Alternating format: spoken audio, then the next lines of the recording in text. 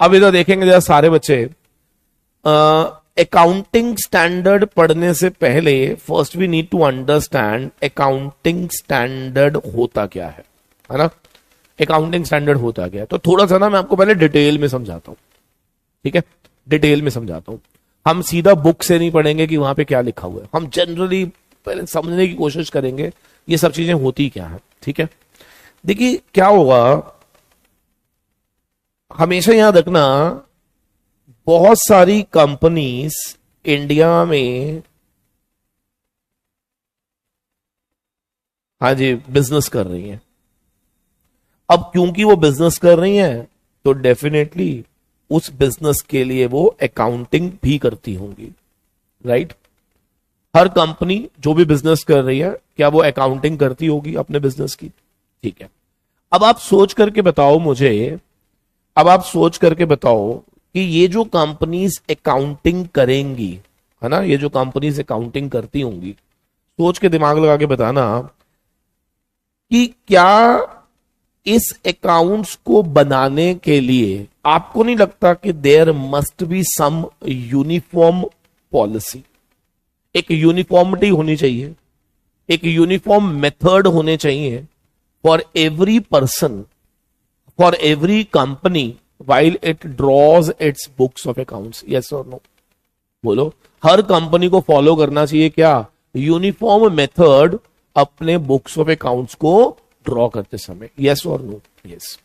अब ये यूनिफॉर्मिटी कैसे आएगी, अगर ये सब लोग क्या प्रॉपर स्टैंडर्डाइज्ड वे में काम करेंगे। यूनिफॉर्मिटी का मतलब होता है बेटा स्टैंडर्डाइजेशन, है ना, कस्टमाइजेशन होता है जहां पे आप अपने मन मुताबिक काम करते हो, स्टैंडर्डाइजेशन होता है जहां पर आप सब लोग एक तरह की पॉलिसी फॉलो करते हो, ठीक है।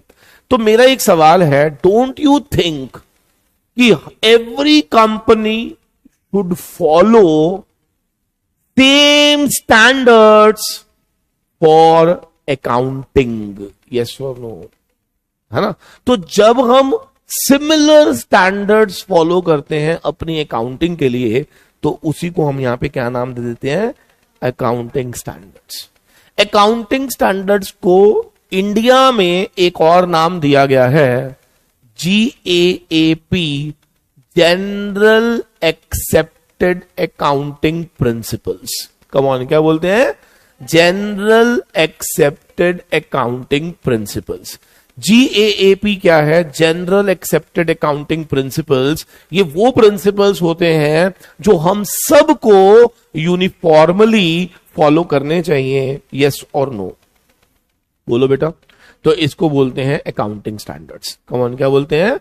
तो आज जितनी भी कंपनीज हैं, जैसे मान लो रिलायंस कंपनी है, TCS है, मारुति कंपनी है, अगर ये लोग एक यूनिफॉर्म वे में अपनी अकाउंटिंग नहीं करेंगे तो आज एक इन्वेस्टर को पता ही नहीं चलेगा, कंपैरिजन पॉसिबल नहीं हो पाएगा कि कौन सी कंपनी में मुझे इन्वेस्ट करना चाहिए। मुझे ये नहीं पता चलेगा कि क्या मैनेजमेंट एफिशिएंट है या नहीं है। तो कोई भी चीज को कंपेयर तभी किया जा सकता है बेटा जब उसने अपने अकाउंटिंग क्या सिमिलर फॉर्मेट में, सिमिलर पॉलिसीज में बनाई गई होनी चाहिए, यस और नो? Very well done. तो अकाउंटिंग स्टैंडर्ड का पर्पस बहुत क्लियर था। द पर्पस वाज कि हम लोग एक स्टैंडर्डाइजेशन लेकर आए ताकि ये लोगों के लिए ईज हो सके कि वो लोग इस अकाउंटिंग को यूज करके कंपेयर कर सकें टू फाइंड आउट कि कौन सी कंपनी एफिशिएंटली काम कर रही है और कौन सी कंपनी इनएफिशिएंटली काम कर रही है। क्या सबको क्लियर है? Yes please, very good. अब जैसे हम इंडिया में यूज करते हैं अकाउंटिंग स्टैंडर्ड्स, इंडिया में क्या यूज करते हैं? अकाउंट। इंडिया के बाहर हम यूज करते हैं IFRS, international financial reporting standards. क्या बोलते हैं बेटा? International financial reporting standards, IFRS। क्या मेरी बात समझ आ रही है? इसका मतलब अगर कोई कंपनी इंडिया के बाहर है, अगर कोई कंपनी इंडिया के बाहर है तो वो क्या फॉलो करेगी बेटा? IFRS। और कोई कंपनी अगर इंडिया में है तो वो क्या फॉलो करती है? Accounting standards. क्या सबको क्लियर है? Yes please, yes.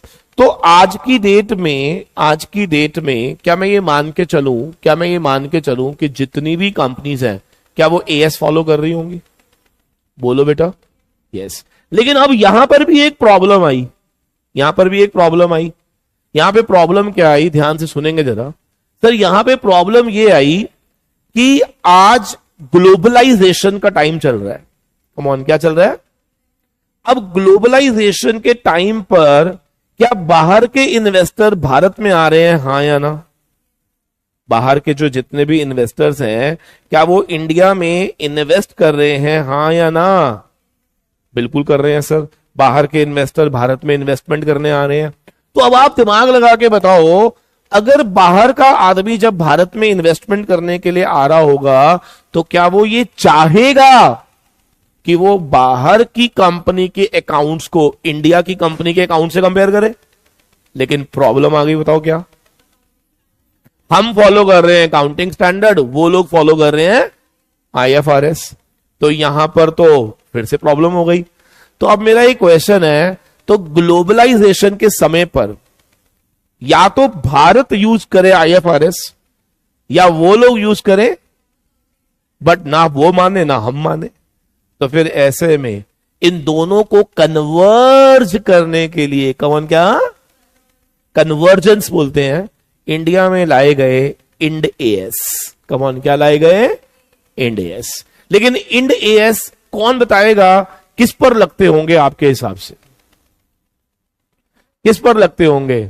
एक ऐसी कंपनी पर लगते होंगे जो इंडिया में है और उसके कुछ ऑपरेशन इंडिया के। तो क्या ऐसे में ज्यादातर क्या वहां पर इंड एएस एप्लीकेबल हो जाने चाहिए? ये सोनो। तो इंड एएस का मेन पर्पस कन्वर्जेंस होता है। कमन क्या होता है? तो 5 नंबर का एक question last to last time में आया था, why do we need to converge accounting standard with IFRS. तो उसका आंसर मैं दूंगा, लेकिन क्या आपको लॉजिक समझ आ रहा है? तो इसका मतलब कुल मिलाकर कितनी चीजें बनी बेटा?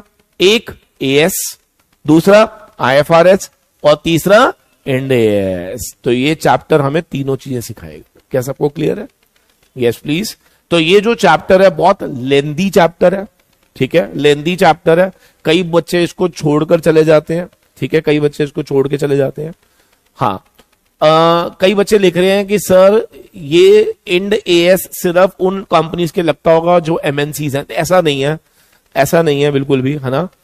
आगे जाके हम समझेंगे कि इंड एएस किस पे और कैसे अप्लाई होते हैं। वो तो मेरे को सिर्फ समझाने के लिए आपको कुछ आपके दिमाग में डालना था, इसीलिए मैंने एक ऐसा एग्जाम्पल दिया। लेकिन आज की डेट में बहुत सारी कंपनीज हैं जिन पर इंड एएस एप्लीकेबल है। बात करेंगे, है ना। अभी सिर्फ आपके दिमाग में मुझे 3 शब्द डालने थे बस। बताओ पहला क्या था? As, IFRS, Ind AS. क्या ये तीनों शब्द क्लियर हो गए, हाँ या ना? तो इसका मतलब the intent of the chapter is to understand accounting standard, Ind AS and IFRS. इस पूरे में आपको क्या लगता है, क्या आईएफआरएस से रिलेटेड क्वेश्चन पेपर में आना चाहिए या नहीं आना चाहिए? सोच के देखो, या तो एएस या इंड एएस। तो पेपर में हमेशा क्वेश्चन कहां से आता है? या तो अकाउंटिंग स्टैंडर्ड से आता है या इंड एएस से आता है। क्या सबको क्लियर है या नहीं? Yes please. चेताली, मैं उसको अपने आप कवर करूंगा। मैं जैसे जैसे करा रहा हूं बस वैसे वैसे आप करते रहिए प्लीज, ठीक है बेटा। जैसे जैसे मैं आपको कराऊंगा आप करते रहिए। आप बिल्कुल निश्चिंत होकर बस इसको फॉलो करो, जो जो मैं करा रहा हूं। मुझे मालूम है कब क्या चीज करवानी है आपको, ठीक है ना। आप टेंशन मत, तो सब कुछ कवर हो जाएगा, कुछ भी छूटेगा नहीं, ठीक है सर। तो let's start first with the accounting standards, ठीक है।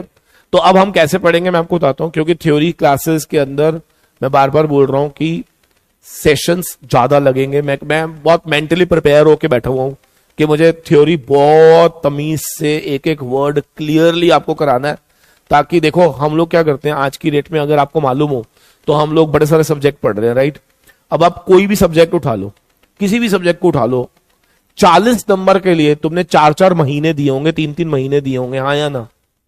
अब तुम डायरेक्टर पढ़ते हो, कंपनी लॉ के अंदर, तुम डायरेक्टर के अंदर कितने आवर्स देते हो ना, 60 से 70 घंटे देते हो ना, है ना। और वो भी कई बार 10 नंबर का आता है, कई बार। और मैं ये कह रहा हूं कि ये कितने नंबर का है?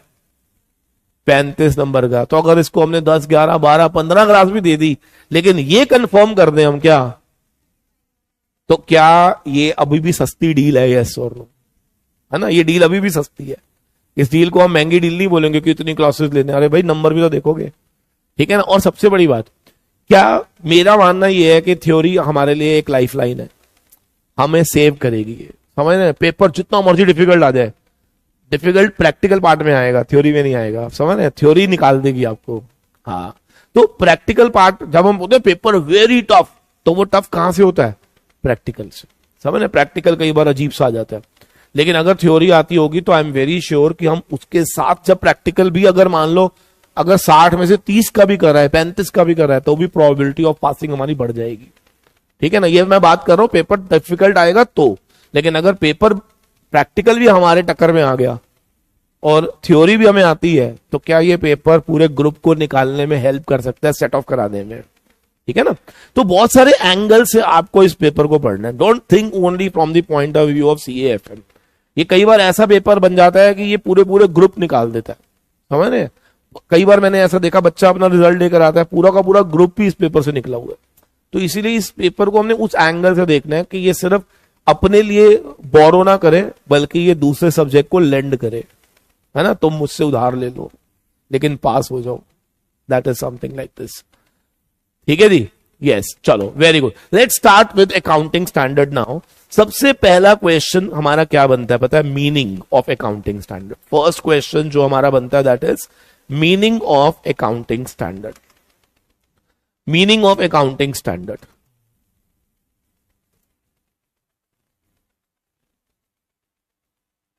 चलिए, तो आज का असाइनमेंट आप सबको मिल चुका है, वहां से हम लोग स्टार्ट करने जा रहे हैं। तो सबसे पहले आप देखेंगे जहां से अकाउंटिंग स्टैंडर्ड हमारा स्टार्ट हो रहा है, दैट इज इंट्रोडक्शन।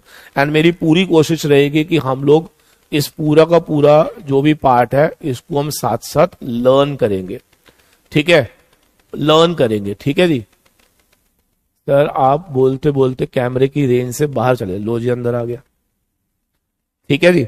अब ध्यान से देखो क्या लिखा है। अकाउंटिंग स्टैंडर्ड होता क्या है? देखो मैं ना जैसे जैसे बोलूंगा ना, समझना मेरी बात को, मैं एक एक पैराग्राफ में हो सकता है आधा आधा घंटा लगा दूं, क्योंकि मुझे समझाना भी है और आपको रिटेन भी करवाना।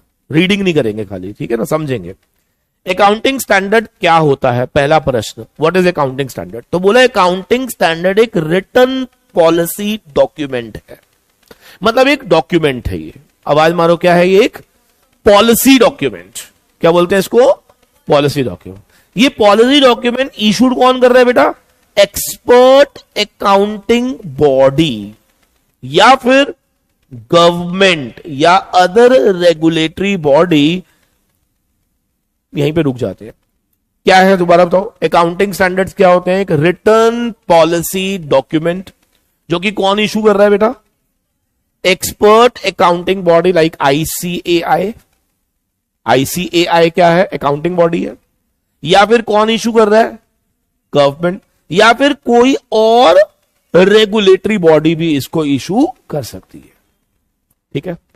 एक बार दोबारा से, अकाउंटिंग स्टैंडर्ड क्या है बेटा? It's a return policy document जो कि issued by number 1 expert accounting body, government या कोई रेगुलेटरी बॉडी। लेकिन सवाल यह है कि अकाउंटिंग स्टैंडर्ड कवर क्या करता है? ध्यान से देखना, कवरिंग, यानी कि जो भी अकाउंटिंग स्टैंडर्ड आएगा वो क्या कवर करेगा? Number 1 recognition. अभी बहुत डिटेल में समझाऊंगा व्हाट इज रिकॉग्निशन। नंबर 1 पे क्या करेगा? नंबर 2 पे, नंबर 3 पे, नंबर 4 पे डिस्क्लोजर। किस चीज का सर? डिस्क्लोजर किसका? डिस्क्लोजर किसका दोस्तों? यहां पर डिस्क्लोजर ऑफ, आवाज मारो, सारी की सारी transactions. Disclosure of transactions, please ध्यान से सुनेंगे। इन फाइनेंशियल स्टेटमेंट, तो फाइनेंशियल स्टेटमेंट में जितनी भी ट्रांजैक्शंस होती हैं, हेलो, हमारी फाइनेंशियल स्टेटमेंट में जितनी भी ट्रांजैक्शंस होती हैं, सारे बच्चे बोलेंगे, हमारी फाइनेंशियल स्टेटमेंट में जितनी भी ट्रांजैक्शंस होती हैं, उन सभी ट्रांजैक्शंस को नंबर 1 रिकॉग्नाइज कैसे करना है, मेजर कैसे करना है, प्रेजेंट कैसे करना है और डिस्क्लोज कैसे करना है। क्लियर है? अब थोड़ा सा और डिटेल में बताता हूं, ठीक है, और डिटेल में समझते हैं इसको। मुस्कान कह रही है regulatory body like IRDA। IRDA कौन है? अरे इंटरनेशनल नहीं, IRDA, हाँ, insurance regulatory development authority of India. इधर देखो, क्या ये एक रेगुलेटरी बॉडी है? एक बाई दोबारा से, ठीक है, शुरू से करते हैं। मैंने कहा what is the meaning of accounting standards. Accounting standard क्या है? Return policy document issued by government expert accounting body या फिर रेगुलेटरी अथॉरिटी, जो कवर करेगी एस्पेक्ट ऑफ, क्या कवर करेगी? Aspect of recognition, measurement, presentation and disclosure. अब बच्चा कहता है सर ये 4 शब्दों का पहले मतलब बता दो। ठीक है, पहले मतलब समझाऊंगा फिर डिटेल में पढ़ेंगे। इधर देखो जरा ध्यान से। सबसे पहले रिकॉग्निशन। मुझे एक बात बताओ, आज हम कोई भी पेमेंट करते हैं किसी भी चीज के लिए, तो आपको मालूम है जब आप कोई भी पेमेंट करते हो ना किसी को, तो अकाउंट्स में या तो वो चीज खर्चा मानी जाती है या फिर वो चीज एसेट मानी जाती है। तो उसका रिकॉग्निशन क्या है? या तो एक्सपेंस या फिर एसेट। एग्जाम्पल, सर मान लो आपने बिजली का बिल दिया, बताओ बिजली का बिल आपके हिसाब से रिकॉग्नाइज एज व्हाट? एक्सपेंस। कैसे माना जाएगा? एक्सपेंस। ऐसी अगर मैं आपको ये बोलूं कि मैंने कोई प्रोजेक्टर खरीदा है, मशीन खरीदी है, बिल्डिंग खरीदी है, it is being recognised as asset. तो अकाउंटिंग स्टैंडर्ड बताता है uniform way of recognising the transaction, कि whether it must be recognised as expense और it must be recognised as asset. तो ये कौन बताएगा? Accounting standard. अच्छा, अगर अकाउंटिंग स्टैंडर्ड ने बोल दिया कि इसको खर्चा ही मानना है, तो सारी कंपनियां क्या उसको खर्चा मानेंगी? तो क्या सबके अंदर यूनिफॉर्मिटी आ जाएगी? अगर अकाउंटिंग स्टैंडर्ड ने बना दिया कि भैया ये चीज एसेट है, तो सारे लोग क्या मानेंगे उसको? एसेट। तो क्या यूनिफॉर्मिटी आएगी? यस और नो। तो रिकॉग्निशन का मतलब क्या है? Whether an expense is being recognised as expense और it is being recognised as. बिल्कुल इसी तरह से कोई भी रिसीविंग या तो इनकम होती है या लाइबिलिटी होती है, या तो इनकम होती है या, तो वो बताएगा कि वेदर ये इनकम है या लाइबिलिटी है। समझ आ गया? जैसे सब्सिडी मिली आपको, एग्जाम्पल के तौर पे मान लो गवर्नमेंट ने आपको क्या दी, अब सब्सिडी को रिकॉग्नाइज कैसे करना है ये अकाउंटिंग स्टैंडर्ड बताएगा। समझ आ गया नहीं? तो एक बार दोबारा से, अकाउंटिंग स्टैंडर्ड हमें बताता है number 1 recognition, measurement, presentation, disclosure. अब आ जाते हैं मेजरमेंट पे। बच्चा कहता है सर व्हाट इज मेजरमेंट। अब आप मुझे बताओ, इन्वेंट्री को हम अपनी किताबों में किस वैल्यू पे शो करेंगे? वो मेजरमेंट है। How to disclose inventory in your books of accounts, क्या इसका मेजरमेंट क्या होगा? क्या ये भी अकाउंटिंग स्टैंडर्ड बताता है। तो इसका मतलब किस वैल्यू पे आप अपनी चीजों को बैलेंस शीट में दिखाओगे, क्या वो वैल्यू कैसे निकाली जाएगी, उसको भी हमें कौन सिखाएगा? Accounting standards. आप समझ रहे? जब आप बड़े सारे एग्जाम्पल्स पढ़ लोगे ना, तो आप लोगों को ये इजी हो जाएगा टू रिटेन की वर्ड्स क्या है। तीसरा आ रहा है प्रेजेंटेशन। क्या आ रहा है? मैडम आपने कैश फ्लो स्टेटमेंट पढ़ा था, तो कौन बताएगा? हमारी जितनी भी एक्टिविटीज होती हैं वो 3 पार्ट में डिवाइडेड होती है, ऑपरेटिंग, इन्वेस्टिंग और फाइनेंस। ये पता लगाना कि वो ऑपरेटिंग है, इन्वेस्टिंग है या फाइनेंसिंग है, क्या ये कैसे पता लगता है बेटा? क्या ये प्रेजेंटेशन का पार्ट है? कमॉन, क्या है? कैश फ्लो स्टेटमेंट को कैसे प्रेजेंट किया जाता है, क्या ये प्रेजेंटेशन में हमने सीखा था CFS के अंदर। समझ आ गया? उसके अंदर हम पढ़ते हैं AS3। कमॉन, क्या पढ़ते हैं? अकाउंटिंग स्टैंडर्ड 3 ने हमें सिखाया कि कैश फ्लो स्टेटमेंट बनाते समय हमें किस तरह से उसको प्रेजेंट करना होता है। क्या सबको क्लियर है? Very good. तीसरे नंबर पे आ रहा है डिस्क्लोजर। कमॉन, क्या आ रहा है? तो अगर हम पहला AS पढ़ेंगे ना, पहला AS ही यही बताता है कि हमें क्या क्या चीजें डिस्क्लोज करनी जरूरी होती हैं अकाउंटिंग स्टेटमेंट के नीचे, जो हेल्प कर सके यूजर को टू टेक इन्फॉर्म्ड डिसीजन। समझ आया? तो इसका मतलब अब मुझे फटाफट से दोबारा से, अब डेफिनेशन कंप्लीट होती है। अब आप बताओ what is accounting standard. It's a return policy document issued by expert accounting body या फिर गवर्नमेंट या फिर any regulatory authority covering aspects of recognition, measurement, presentation, disclosure. किसका? अकाउंटिंग ट्रांजैक्शंस का इन द फाइनेंशियल स्टेटमेंट। क्या पहला question clear हो गया?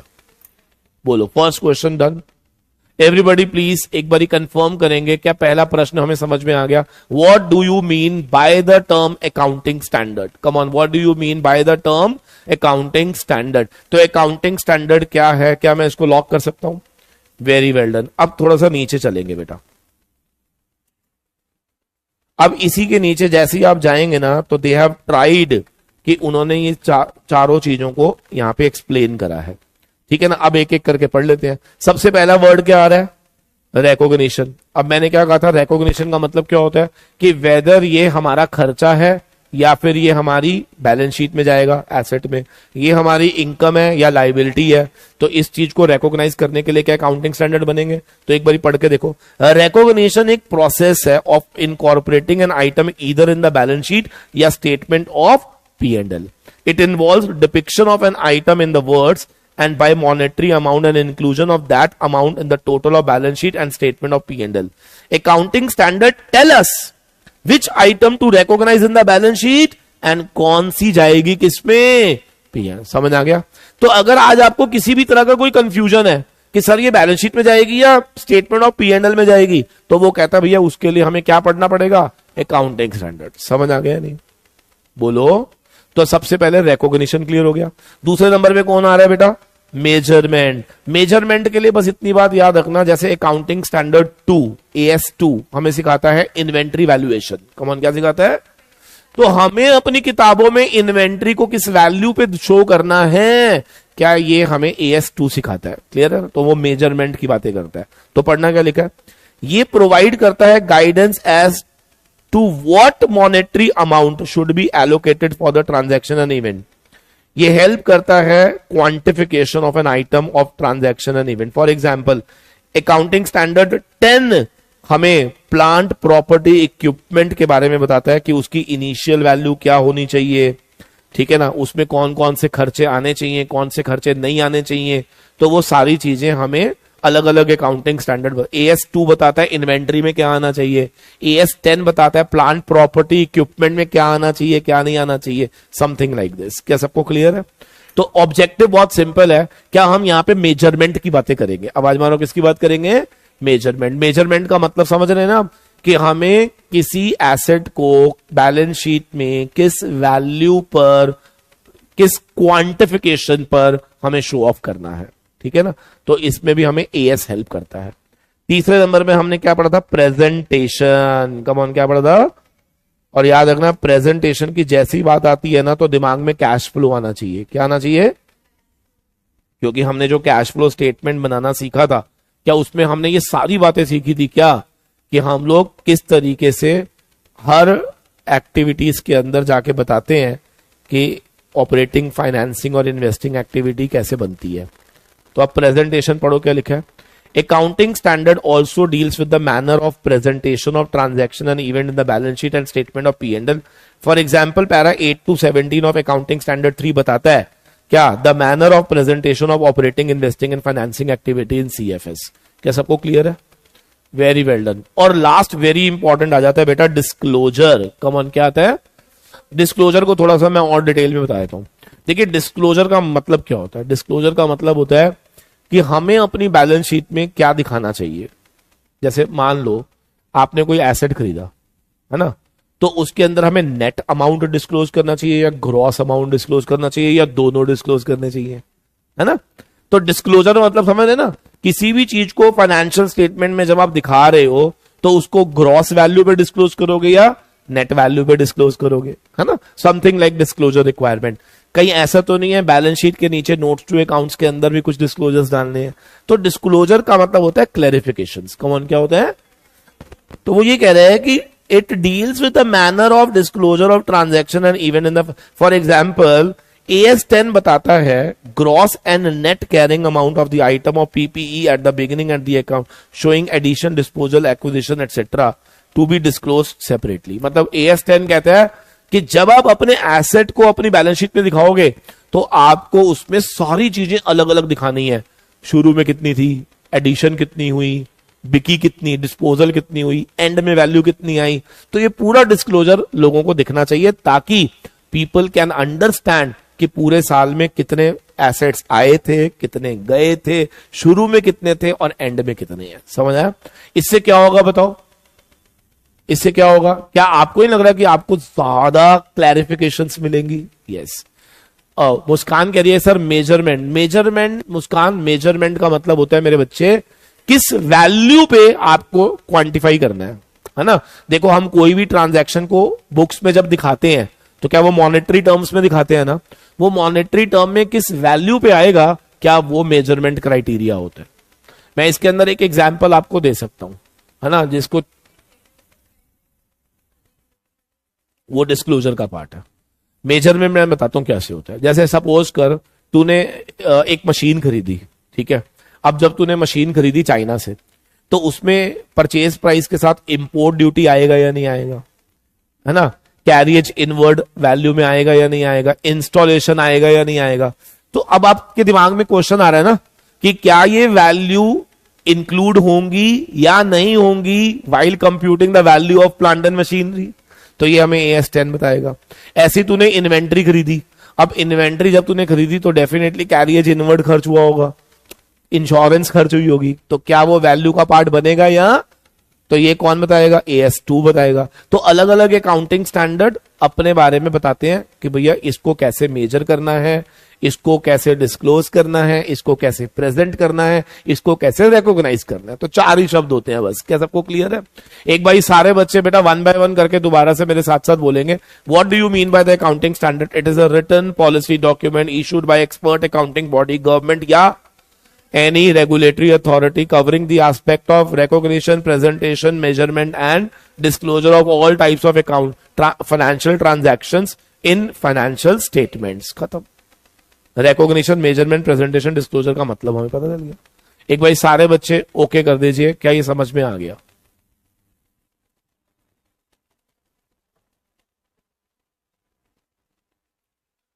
हर्षित कह रहा है सर प्रेजेंटेशन और डिस्क्लोजर में क्या फर्क है?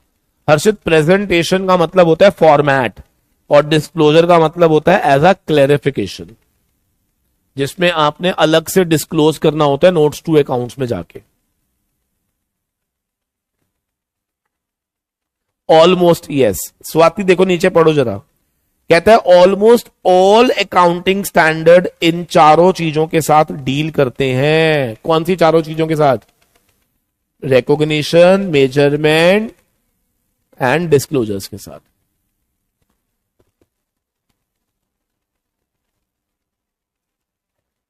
चलो जी, वेरी वेल डन। ऑनलाइन वाले बच्चों ने लाइक तो कर ही दिया होगा, नहीं? नालायक।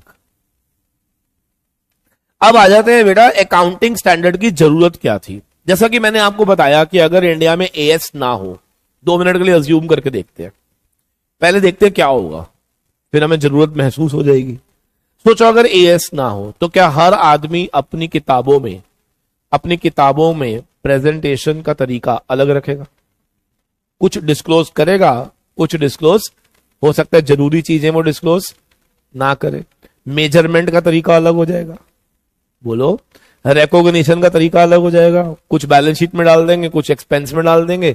तो ऐसे में क्या P&L अलग हो जाएगी? बोलो, P&L अलग बनेगा, यानी कि कंपेरेबल नहीं होगा। क्यों? तेरी मेरी अकाउंटिंग पॉलिसी सेम नहीं है, तेरे मेरे अकाउंटिंग स्टैंडर्ड सेम नहीं है, तो वो नॉन कंपेरेबल हो जाएगा। अच्छा, जब नॉन कंपेरेबल हो गया तो डिसीजन लेना डिफिकल्ट हो जाएगा कि कौन सी कंपनी में इन्वेस्ट करूं, किस में ना इन्वेस्ट करूं, कैसे पता लगाऊंगा कि किसकी मैनेजमेंट अच्छी है, किसकी बेकार है। ऑडिटर के लिए दिक्कत हो जाएगी। देखो जब स्टैंडर्डाइजेशन होता है ना, तो ऑडिटर के लिए इजी हो जाता है चीजों को चेक करना, क्योंकि उसको मालूम है कि भैया ये लिस्ट है, इनमें से कोई भी चीज मिसिंग है तो मैं पकड़ लूंगा। क्या वहां पे चोरी पकड़नी इजी हो जाती है अगर स्टैंडर्ड्स हो तो।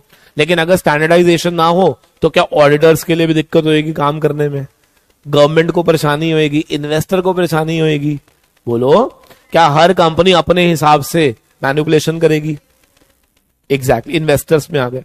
तो मेरा एक बहुत सिंपल सा पॉइंट है कि जब मैं ये लाइन बोलता हूं कि why there is a need for accounting standards, तो are you realising the need? बोलो yes everybody please, very good. अब इस चीज को हम लोग थोड़ा सा फॉर्मल वे में समझने की कोशिश करते हैं। देखो थ्योरी का ना एक बहुत जबरदस्त चीज बताता हूं क्या होती है। थ्योरी जितनी आप अपने आप क्वेश्चन स्टार्ट करने से पहले मन में बनाओगे ना, उतना आपके लिए समझना इजी हो जाता है। समझ आ रही है? तो देखो पहला वर्ड क्या आ रहा है, पहला वर्ड आ रहा है improvement of credibility and reliability. Now see try to understand. आज हमें पता है कि हर कंपनी एएस फॉलो कर रही है, तो आपको नहीं लगता कि उसकी क्रेडिबिलिटी बढ़ जाती है, रिलायबिलिटी बढ़ जाती है? यानी कि लोगों का विश्वास एक ऐसी फाइनेंशियल स्टेटमेंट जो कि क्या कंप्लाई कर रही है, अकाउंटिंग स्टैंडर्ड, क्या ज्यादा रहता होगा as compare to the people those who are not following accounting standard? Yes और नो? तो सबसे पहला जो इंपॉर्टेंट चीज है, कौन बताएगा? सबसे पहली जो इंपॉर्टेंट चीज है, everybody come on, it improve क्या? Credibility and reliability. किसकी? Financial statement. तो यानी कि जैसी कोई भी फाइनेंशियल स्टेटमेंट, सबने बोलना है बेटा, जैसी कोई भी फाइनेंशियल स्टेटमेंट, मुंह खोल दो, जैसे ही कोई भी फाइनेंशियल स्टेटमेंट कंप्लाई करती है एएस को, तो क्या उस फाइनेंशियल स्टेटमेंट की क्रेडिबिलिटी भी बढ़ जाती है और उसकी रिलायबिलिटी भी बढ़ जाती है, लोगों का ट्रस्ट क्या बढ़ जाता है? यस और नो? तो आराम से पढ़ते हैं क्या लिखा है। The accounting standard create an environment of confidence among the users by providing uniform structure, uniform guidelines, जिससे credibility and reliability of the accounting information बढ़ जाती है। In this way the financial statement present true and fair view of the financial position and financial performance of an entity. क्या पल्ले पड़ गया या नहीं? तो अगर पहला एडवांटेज ये है कि भाई अगर आप चाहते हो कि लोग आप पे विश्वास करें, जो कि जरूरी है क्योंकि कंपनी को पैसा चाहिए, बोरो करने वाला, तो लोगों पे लोग कंपनी में कब विश्वास करेंगे? जब उसके अकाउंट जो है वो ट्रू एंड फेयर व्यू देंगे। और ट्रू एंड फेयर व्यू वो कब देंगे? जब वो कंप्लाई करेगी किसको? Uniform accounting structure and guidelines को। बोलो, तो इसका मतलब सबसे पहले तो ये बेनिफिट है उन सभी कंपनीज के लिए जो कंपनीज इसको फॉलो करती हैं। डेफिनेटली क्या ये उनकी क्रेडिबिलिटी बढ़ाता है और ये उनकी रिलायबिलिटी बढ़ाता है, तो लोगों को कॉन्फिडेंस आता है ऐसी अकाउंटिंग इंफॉर्मेशन के ऊपर डिसीजन लेने में जो कि एक uniform structure, uniform guidelines follow करती हैं और डेफिनेटली क्या वो कंपेरेबल होती हैं and they represent true and fair view of their financial positions. Done. दूसरा कंपेरेबिलिटी, मैंने पहले ही बोला स्टैंडर्डाइजेशन जहां आ गया क्या कंपैरिजन हो गया, है ना? क्या कंपैरिजन हो जाएगा? यस हो। क्या बात है स्वाति, कमाल कर दिया तूने लड़की। कंपेरेबिलिटी, मैंने पहले ही बोला था value of accounting information is enhanced if the same may be compared in the same line of business activity, but comparability is possible only अगर same accounting standard are used in preparation of the financial statement of the different enterprise in the same industry। अगर आप AS same follow कर रहे हो तो definitely क्या it makes comparison very easy, yes or no? It makes comparison very easy। तो दोबारा बताना, पहला एडवांटेज क्या है बेटा? ये क्रेडिबिलिटी और रिलायबिलिटी बढ़ाता है, लोगों में कॉन्फिडेंस देता है, ट्रू एंड फेयर व्यू देता है, ये सब चीजें। दूसरा comparison, which is most important part. जब भी हम सेम इंडस्ट्री में दो कंपनीज के अंदर इन्वेस्टमेंट की बात करते हैं तो वी वांट टू कंपेयर, और कंपैरिजन तभी पॉसिबल है when they follow uniform accounting standards. ठीक है। Benefits to the accounting and auditors, मैंने पहले ही बोला बेटा जब आपको स्टैंडर्डाइजेशन करनी है दोस्तों, जब आपको क्या करनी है, हाँ जी, जब आपको स्टैंडर्डाइजेशन करनी है तो सोच के देखो जरा, जब आपको स्टैंडर्डाइजेशन करनी है दोस्तों तो आपको नहीं लगता कि एक ऑडिटर के लिए ऑडिट करना इजी हो जाएगा, क्योंकि फिर उसको कंपेयर किससे करना है? एक सेट स्टैंडर्ड से। भाई अगर मैं आपको ये बोल दूं, देखो तुम पेपर चेक करो, है ना, सपोज करो तुम पेपर चेक करो और तुम्हें बोलूं कि भैया ऐसा है, तुम्हें कोई स्टैंडर्ड शीट नहीं मिलेगी, तुम अपने हिसाब से मार्किंग करो, एक तरीका ये था, और एक तरीका ये था कि मैं आपको क्या बोलूं, आईसीएसआई कह रहा है कि भैया देखो ये हमारा स्टैंडर्ड आंसर शीट है, keep this in front of you, इसको बेस बनाकर आप चेक करो कि बच्चों ने क्या लिखा है, एंड देन उनको मार्क दो. तो you have a set criteria ना, कि भाई ये आईसीएसआई डिमांड कर रहा है, ये बच्चे ने लिखा है, accordingly I will give the marks. तो एक पर्सन के लिए ऑडिट करना इजी हो जाता है जब उसके लिए स्टैंडर्ड्स पहले से फिक्स्ड होते हैं, है ना. और अगर यही चीज उसके सामने स्टैंडर्डाइजेशन ना हो तो उसके लिए ये ऑडिट प्रोसेस थोड़ा सा डिफिकल्ट हो जाता है. तो आराम से पढ़ेंगे जरा. द अकाउंटिंग स्टैंडर्ड प्रोवाइड करता है basis for uniform accounting principles. आवाज मारो, basis for uniform. Due to this reason less possibility of fraud being committed by the accountant, and there is more transparency of accounting information. Since accounting profession follow accounting standard without any exception, they are helpful not only in accounting entity but also the accountant and auditor. कोई भी misinformation जो होगी can lead to a strict action. मतलब समझ रहे ना. अब आप इमेजिन करके देखो कि मेरा काम क्या है, ये वेरीफाई करना कि आप ठीक से काम कर रहे हो या नहीं कर, है ना. अब वो कह रहे हैं कि भैया क्योंकि आपको जो भी करना है एक स्टैंडर्ड रूल्स में करना है, तो ऐसे में कोई भी काम को जरा सा भी डेविएट करोगे तो क्या पकड़ में जल्दी आ जाओगे, है ना, कि आपने तो ये चीज फॉलो ही नहीं करी, है ना. तो वो यही कहना चाह रहा है कि क्योंकि हमारे पास सेट अकाउंटिंग पॉलिसीज हैं, सेट अकाउंटिंग प्रिंसिपल्स हैं, तो ये बहुत डिफिकल्ट हो जाएगा कि आप किसी तरह का कोई भी फ्रॉड कमिट कर पाओगे, है ना. फ्रॉड कमिट करना क्या थोड़ा सा डिफिकल्ट हो जाएगा. वाई? बिकॉज सेट स्टैंडर्ड्स हैं, आपको उसी को फॉलो करना है. जरा सा भी डेविएट करोगे पकड़ में आ जाओगे. तो it is very difficult for you कि आप क्या कमिट करोगे, फ्रॉड कमिट करोगे. ठीक है ना. So there is more transparency in accounting information now. Since accounting profession follows accounting standard without any exception, they are helpful not only in accounting entity but also to the accountant and auditors.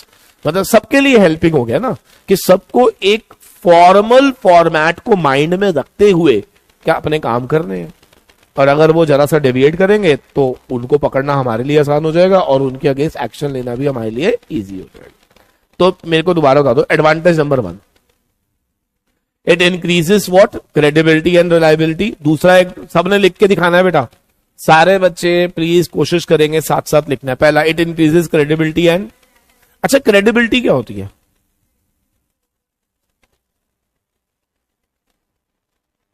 Exactly credibility मतलब आपको how easily you can access credits, है ना. How easily you can access credits. ठीक है ना. तो that is credibility बढ़ गई मेरी, जिससे मुझे आसानी से क्रेडिट्स मिलेंगे. लोगों की रिलायबिलिटी बढ़ गई. लोग are started trusted my financial statement. they have started creating a view कि this is true and fair view, है ना. फिर second point very important, comparability. तीसरा अमाउंट, वेरी गुड. ठीक है. देखो जब ये क्वेश्चन आते हैं ना बेटा, 5 मार्क्स में क्वेश्चन आते हैं, है ना, आप समझ सकते हो कि अगर हमने ज्यादा पढ़ा होगा तो हम उसमें से इजीली 5 नंबर के बराबर पढ़ पाएंगे, है ना. अगर हम पढ़कर ही लिमिटेड जाएंगे तो फिर वहां पे और लिमिटेड हो जाता है. हमेशा याद रखना, आप जितना पढ़ते हो उसका कुछ प्रतिशत आप दिमाग से आउट हो जाता है. तो अगर हम लिमिटेड पढ़ेंगे तो उसका भी और लिमिटेड हो जाएगा, है ना. तो नेक्स्ट देखेंगे जरा क्या लिखा है, एडिशनल डिस्क्लोजर्स. कहता है एडवांटेज का फायदा क्या है. देखो मैंने पहले ही बोला, अकाउंटिंग स्टैंडर्ड्स जो हैं वो जगह जगह पर क्या डिस्क्लोजर्स की बातें करता है. तो इससे क्या होता है, एडिशनल डिस्क्लोजर्स आ जाते हैं. अब जितने ज्यादा डिस्क्लोजर्स होंगे क्या उतना हमारे लिए इजी हो जाता है उसको अंडरस्टैंड करना. तो वो क्या कहता है, there are certain areas where important information is not required to be disclosed by the law. The accounting standard requires the disclosure of such matters such as method of depreciation, change of method, which help the user of the to make important financial decision. समझ रहे हैं? यानी कि बहुत सारी जगहों पे disclosures कुछ छोड़ दिए जाते हैं, लेकिन क्या अकाउंटिंग स्टैंडर्ड में हर छोटे से छोटी चीज का क्या डिस्क्लोजर आने से क्या आपके लिए फाइनेंशियल इंफॉर्मेशन लेना थोड़ा इजी हो जाता है। समझ आ रही? कोई फाइनेंशियल इंफॉर्मेशन के बेसिस पर क्या डिसीजन आसान हो जाता है अगर आपको हर तरह का प्रॉपर क्या दे दिया जाए, डिस्क्लोजर दे दिया जाए।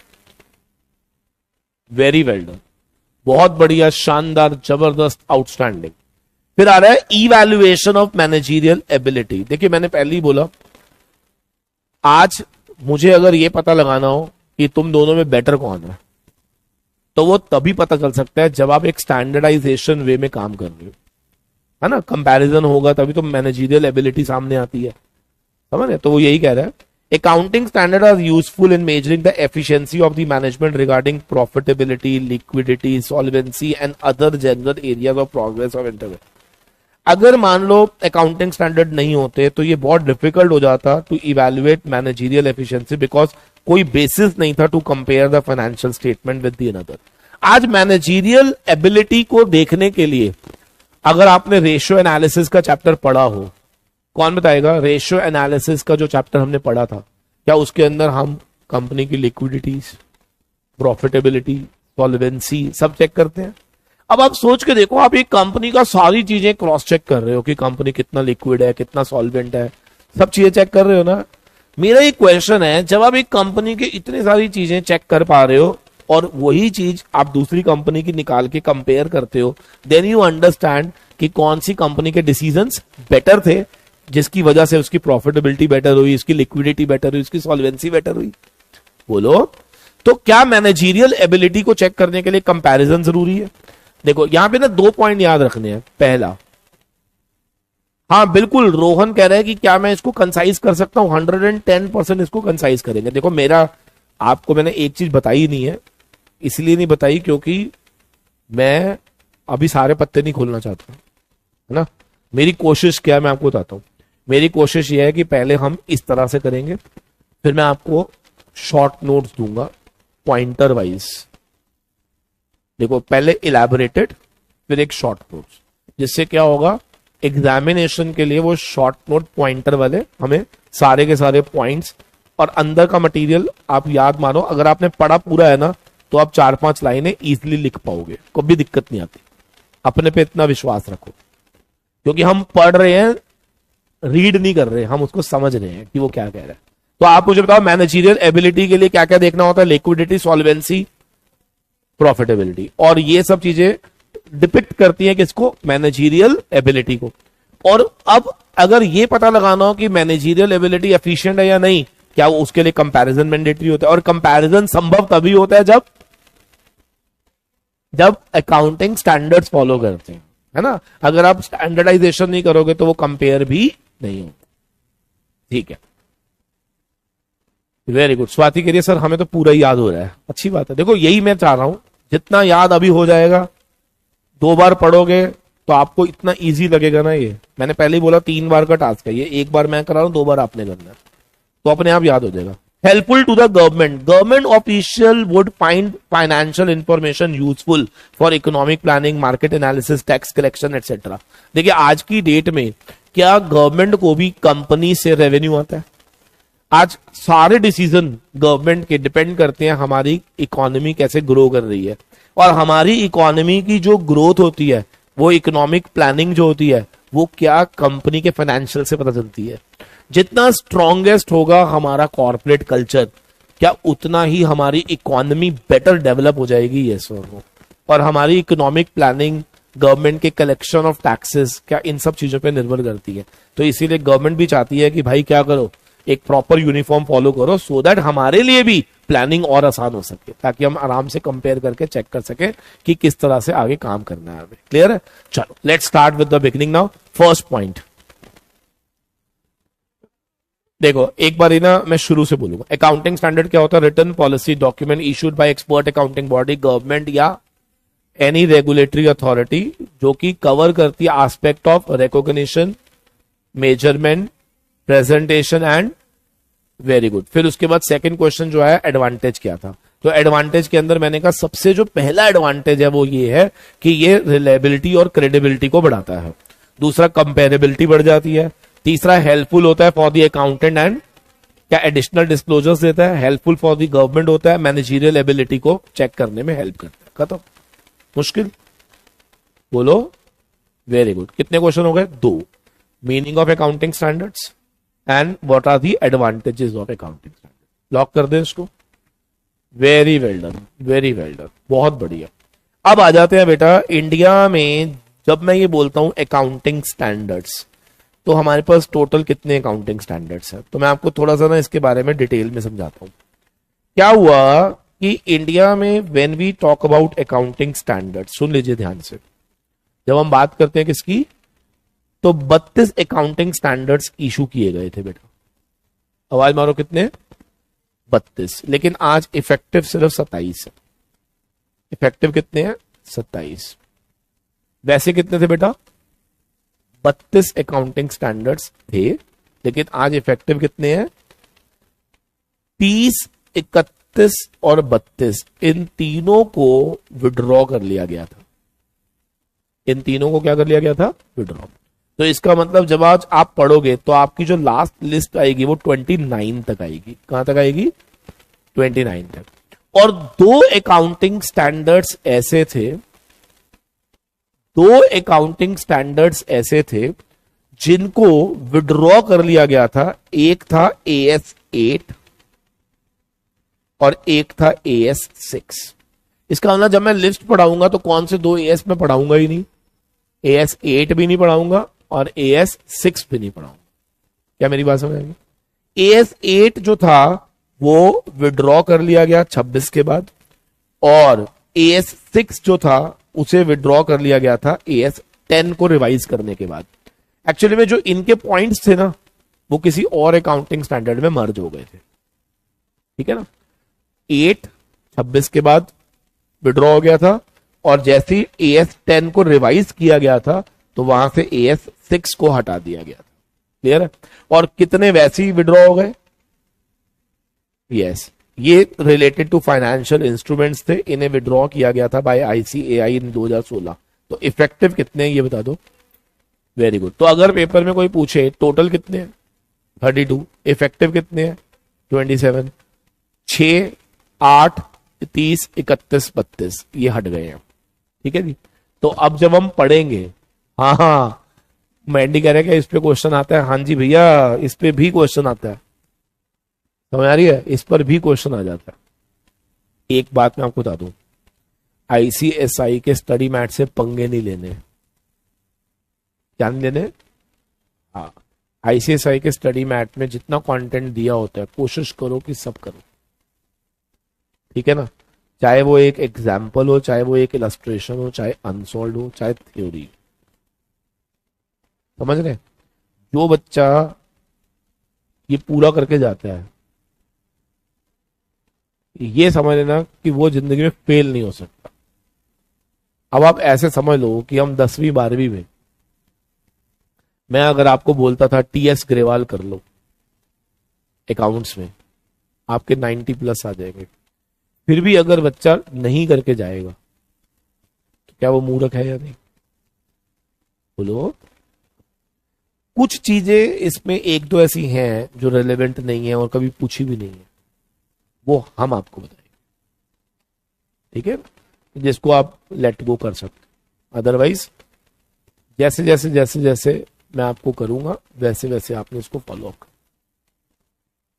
मुस्कान कह रही है कि सर सारे सब्जेक्ट में, देखो वैसे मैं आपको बताता हूं कि आपको जितने भी टीचर्स पढ़ाते हैं ना, with due respect to all, everybody try to cover study mat. कोई भी, चाहे कंपनी लॉ, कोई भी टीचर है ना, सब कोशिश करते। बट आपको एक बार ही क्रॉस चेक जरूर करना चाहिए कि क्या वाकई में ही हम लोग ये सब चीजें कर भी रहे हैं या नहीं कर। बोल दो मेरे बाबू। ठीक है दोस्तों, अब आ जाओ जरा नेक्स्ट पॉइंट। सर अब ना हम क्या करेंगे, सुनो ध्यान से, हम सारे के सारे अकाउंटिंग स्टैंडर्ड्स को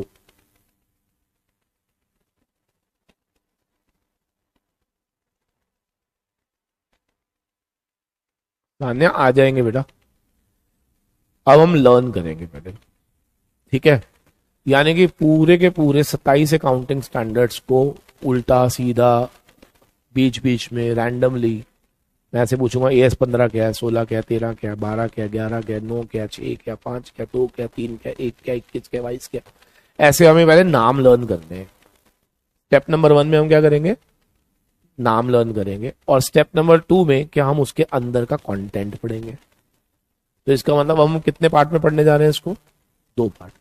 पहले पार्ट में we will try to learn the list, सिर्फ लिस्ट लर्न करनी है हमें, ठीक है बेटा, सिर्फ क्या करनी है, लिस्ट लर्न करनी है, और फिर इस लिस्ट के अंदर की बातें हम लर्न करेंगे, ठीक है जी।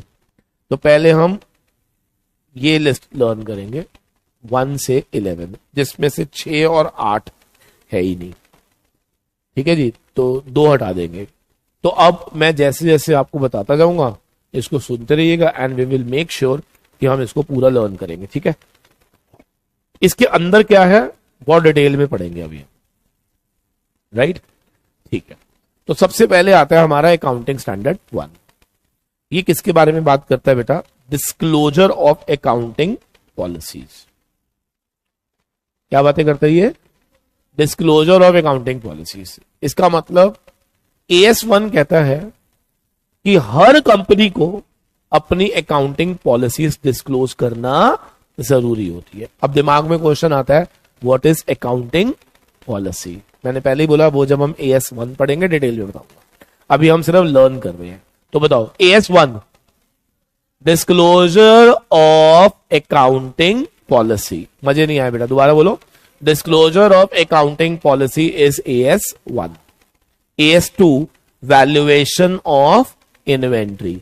AS3 cash flow statement, cash flow statement. सारे बच्चे मैंने कहा इसको मैं लर्न करवा रहा हूं, है ना, मैं खुद कह रहा हूं कि मैं इसको लर्न करवा रहा हूं, इंटेंशनली करवा रहा हूं, बिकॉज बच्चों को AS के नाम ही नहीं याद होते तो अंदर का कंटेंट कैसे याद होएगा, ठीक है ना। तो सबसे पहले बताओ AS1 क्या madam, disclosure of accounting policy. AS2 क्या, इन्वेंट्री वैल्यूएशन। AS3 क्या है, कैश फ्लो स्टेटमेंट। AS4 और 5 का नाम थोड़ा सा बच्चों को लर्न करने में मुश्किल होती है ना। तो 4 जो है ना, मैं आपको इसको ऐसे बताता हूं, समझना मेरी बात को। बैलेंस शीट डेट के बाद जितने भी कॉन्टिंजेंसी एंड इवेंट अकर करती हैं उनके बारे में AS4 डिस्कस करता है। क्या बोला वो, बैलेंस शीट डेट के बाद। अब मैं इसका मतलब पहले बता देता हूं, आपको कभी जिंदगी में नहीं भूलोगे। आपने अक्सर ये पढ़ा होगा बैलेंस शीट एज ऑन 31 मार्च, लेकिन लेट मी क्लियर यू कि बैलेंस शीट कभी भी 31 मार्च को बनती ही नहीं है। समझना मेरी बात को। हुआ क्या हमने 31 मार्च को हमारा ईयर क्लोज हुआ और बैलेंस शीट अप्रूव होती है 12 अप्रैल को। ये जो 1 अप्रैल से लेके 12 तारीख ये जो पीरियड है इसको क्या बोलते हैं पता है, आफ्टर बैलेंस शीट डेट। क्या बोलते हैं, क्या इस बैलेंस शीट डेट के बाद का ये जो पीरियड था, क्या डेफिनेटली इसमें कुछ तो इवेंट अकर हुई होंगी, कुछ कॉन्टिंजेंसीज हुई होंगी, उन्हें कैसे ट्रीट किया जाएगा ये हमें कौन बताता है, AS4। तो बताओ AS4 क्या बताता है, कॉन्टिंजेंसीज एंड इवेंट जो कि अकर कब हुई, आफ्टर बैलेंस शीट डेट। समझ आ गया नहीं, यानी कि 31 मार्च और अप्रूवल से पहले। समझ आ गया, बोलो दोबारा बताओ AS4 क्या है, contingencies events occurring after balance sheet date. क्या ये हमें AS4 बताता है। AS1 disclosure of accounting policies. AS2 inventory valuation. AS3 cash flow statement. AS4 contingencies and events which are occurring after balance sheet date. अच्छा, ये हो गया after वाला। ये कौन सा हो गया, ऐसी होता है प्रायर पीरियड। ऐसी क्या होता है, प्रायर पीरियड। प्रायर पीरियड का मतलब क्या होता है, कुछ ऐसी चीजें जो इस पीरियड में तो नहीं हुई, जो कब हुई थी, पहले हुई थी, तो उसको क्या बोलेंगे, प्रायर पीरियड आइटम्स। क्या बोलेंगे, या फिर अगर किसी तरह का कोई भी चेंज हुआ है किसमें, देखो यहां पे है डिस्क्लोजर ऑफ अकाउंटिंग पॉलिसी और यहां पे क्या आता है, चेंज इन अकाउंट। तो अगर कोई आदमी ने, देखो अगर मैं कोई अकाउंटिंग पॉलिसी फॉलो कर रहा हूं तो उसका डिस्क्लोजर 1 में है, लेकिन अगर मैं उसको चेंज कर रहा हूं तो डिस्क्लोजर 5 में है। तो 5 में क्या क्या आता है, एक तो प्रायर पीरियड आइटम्स, दूसरा चेंजेस इन अकाउंटिंग पॉलिसी और तीसरा net P and L for the period. तो AS5 बताओ, net period, net profit and loss for the period, prior period item और ब्यूटीफुल। समझ आ गया? नहीं समझ? पहला disclosure of accounting policy, inventory valuation, cash flow statement, contingencies and events occurring after profit and loss for the period, prior period item, change in accounting policy. 5 हो गए, छठा है नहीं। 7वां है कंस्ट्रक्शन कॉन्ट्रैक्ट्स। कमॉन, क्या है? कंस्ट्रक्शन कॉन्ट्रैक्ट्स जितने भी होते हैं, जैसे DLF है, अब वो क्या करता है बताओ, कंस्ट्रक्शन कर रहा है। बोलो, DLF क्या कर रहा है? तो क्या जितने भी बिल्डर्स होते हैं they need to follow AS7। उसको क्या फॉलो करना पड़ता है? AS7।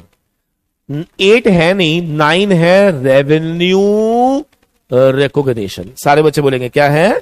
Revenue recognition is AS9। 10 को बोलते हैं PPE। बोलो बोलो, प्रॉपर्टी प्लांट एंड इक्विपमेंट। बोलो। और 11 होता है effect of changes in exchange rate. जैसे मान लो एक कंपनी है, उसने डॉलर में कोई चीज खरीदी, ठीक है, और उस समय डॉलर का रेट था 50 रुपए, बाद में डॉलर का रेट हो गया 70 रुपए। तो ये जो एक्सचेंज रेट बदला, उसका इफेक्ट कैसे लेंगे, क्या वो 11 बताता है। तो 11 क्या है? Effect of changes in foreign exchange. चलो शुरू से, अभी डिटेल में पढ़ना है हमें इसको, ठीक है ना।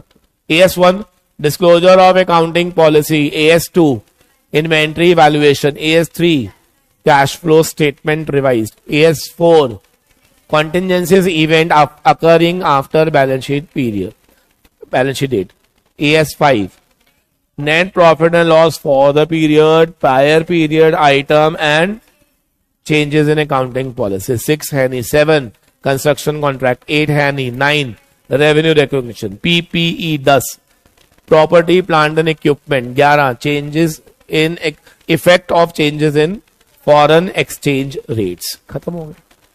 बोलो, 29 तक जाना है हमें, यानी कि टोटल इफेक्टिव 27 लर्न करने हैं। नंबर लास्ट कौन सा है? 29।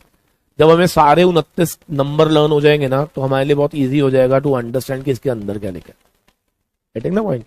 और जितने भी ओल्ड सिलेबस वाले बच्चे हैं खासकर, उनको तो स्ट्रेट क्वेश्चन आ जाता है, क्या? PPE related to what? AS9 10 11 12। तो उनको टिक करना है 10, एक नंबर मिल गया, है ना। तो ओल्ड सिलेबस वालों को तो ये स्ट्रेट क्वेश्चन आ जाते हैं, और कम से कम 2 से 3 नंबर का क्वेश्चन तो इसी चीज से आ जाता है कि बस इतना बताना होता है कि उस अकाउंटिंग स्टैंडर्ड का मीनिंग क्या है। बस अंदर का कंटेंट नहीं पूछते वो।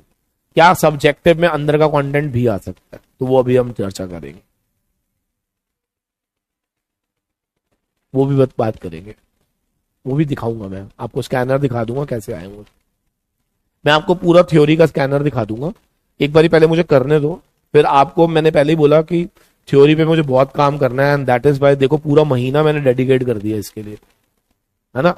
मैंने आज तक कभी भी इतनी थ्योरी नहीं पढ़ाई अपनी लाइफ में जितनी मैंने इस बार सोची है। Getting the point?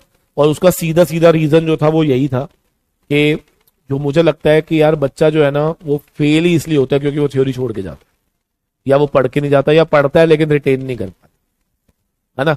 अगर हम थ्योरी को अच्छे से लर्न कर लें, 2-3 बार टेस्ट दे दें, फिर उसके बुलेट नोट्स ले लें, तो मुझे नहीं लगता कि फिर इसके अंदर हमारे को दिक्कत आ सकती है। ठीक है ना। अरे क्या बात है, स्वाति कह रही है हम घर पे चिल्ला चिल्ला के बोल रहे हैं आपके साथ।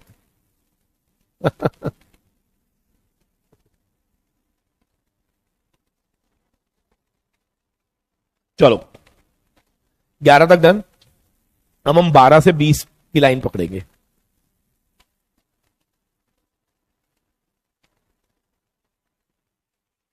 ठीक है जी, 12 से 20 पहले पकड़ेंगे। ठीक है, यहां तक। फिर हम 1 से 20 पकड़ेंगे, फिर हम 1 से 20 को 2-3 बार रिवाइज करेंगे, ठीक है ना। पहले 12 से 20 2-3 बार, फिर 1 से 20 2-3 बार, फिर रैंडमली बीच में कुछ भी पूछूंगा, नंबर दूंगा, आपने आगे बोलना होगा।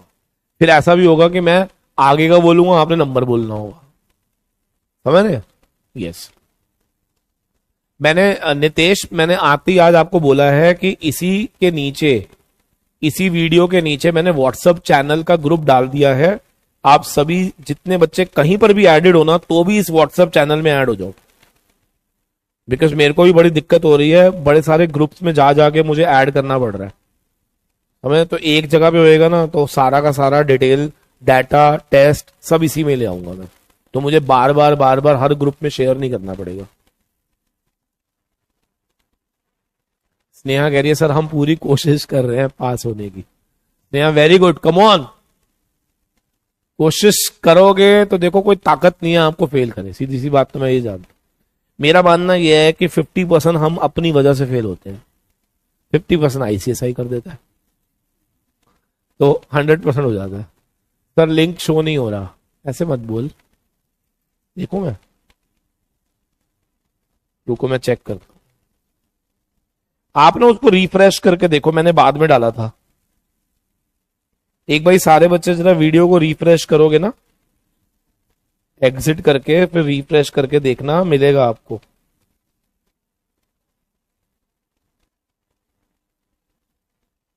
है कैसी बातें कर रही है।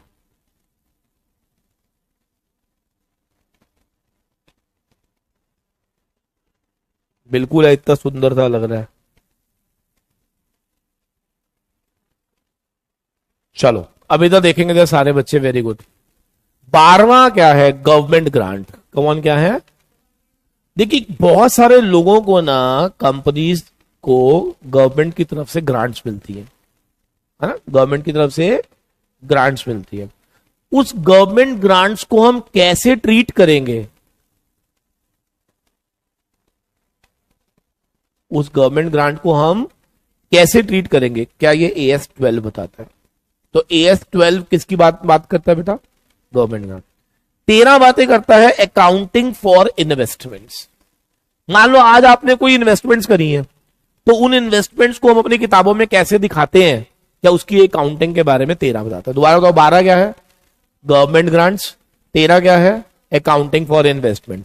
14 है अमेलगमेशन। कम ऑन, 14 क्या है? रिकंस्ट्रक्शन बोलते हैं इसको। तो अगर आज कोई कंपनी किसी दूसरी कंपनी के साथ क्या हो रही है? अमेलगमेट हो रही है। कम ऑन, क्या हो रही है?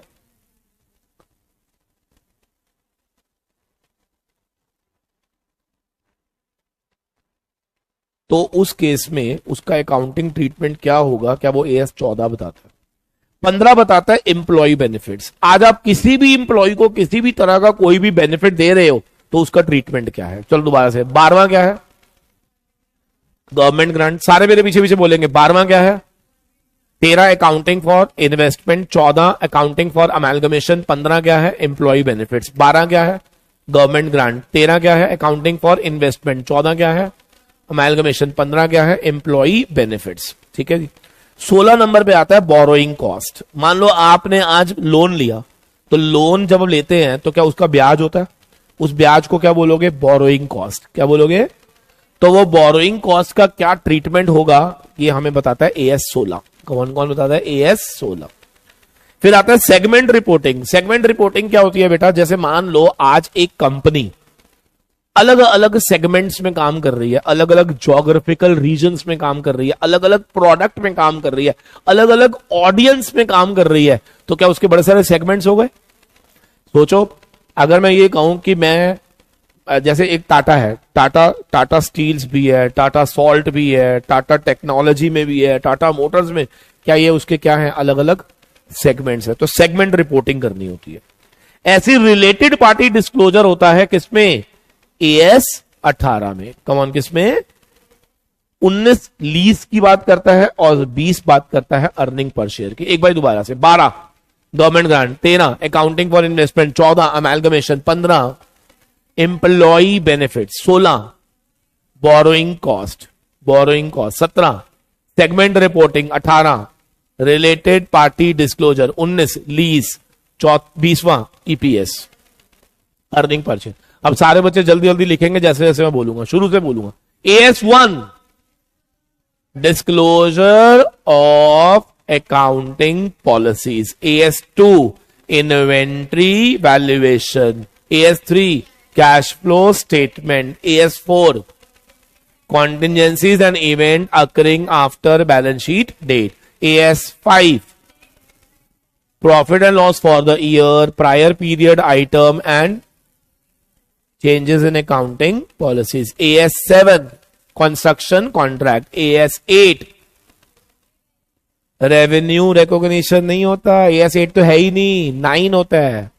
10 PPE property plant equipment, AS11 effect of changes in foreign exchange rate, AS12 government grant, AS13 accounting for investment, 14 amalgamation, 15वां employ benefit, 16 borrowing cost, 17 segment reporting, 18 related party disclosure, 19 lease, 20 EPS. I am giving you 1 minute, सारे बच्चे फटाफट से read करेंगे 20 तक, फिर मैं बीच बीच में से पूछूंगा। 20 तक आपने अच्छे से लर्न करना है बेटा, फिर इसके अंदर का मटेरियल हम लर्न करेंगे। सारे बच्चे 20 तक अपने माइंड में रिटेन करेंगे, उसके बाद फिर हम लोग अंदर का मटेरियल इसका लर्न करने की कोशिश करेंगे कि इसके अंदर क्या क्या लिखा हुआ है।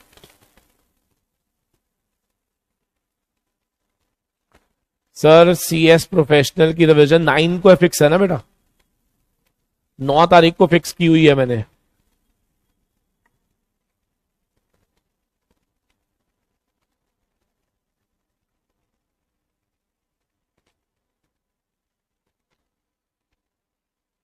सारे बच्चे एक बारी प्लीज, एक बारी खुद से पढ़ो, रीड करो, फिर I will ask you something, उससे रिलेटेड फिर आपने बताना है मुझे।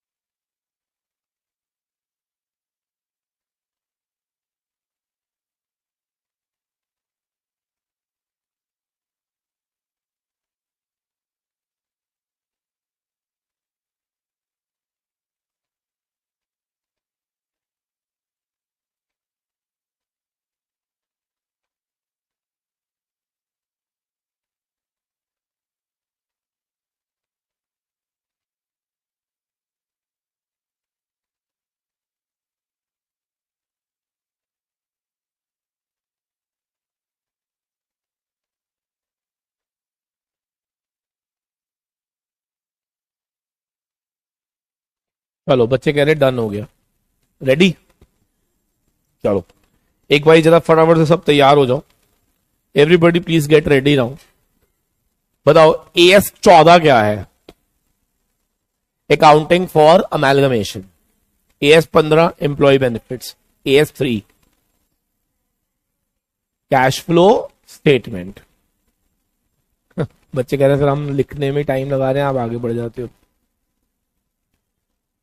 चलो मैं स्लो बोलता हूं, ठीक है, आपको सोचने का टाइम देता हूं। AS17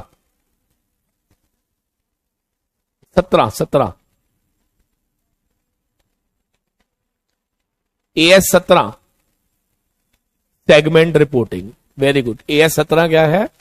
सेगमेंट रिपोर्टिंग है, ठीक है ना। AS18 है रिलेटेड पार्टी डिस्क्लोजर, ठीक है ना। Very good. AS20 earning per share. AS19 AS19 बच्चा कह रहा और स्लो बोलो। रिद्धि व्हाट्सएप चैनल को ज्वाइन करो जो इसी डिस्क्रिप्शन में दिया हुआ है। इसी वीडियो के नीचे डिस्क्रिप्शन बॉक्स में एक व्हाट्सएप चैनल का लिंक है, उसको ज्वाइन करो, वहीं पर सब कुछ होगा आपसे। ठीक है जी, आपका टेस्ट पेपर भी वहीं पे शेयर होगा और सब कुछ वहीं से ही कंडक्ट किया जाएगा आपको।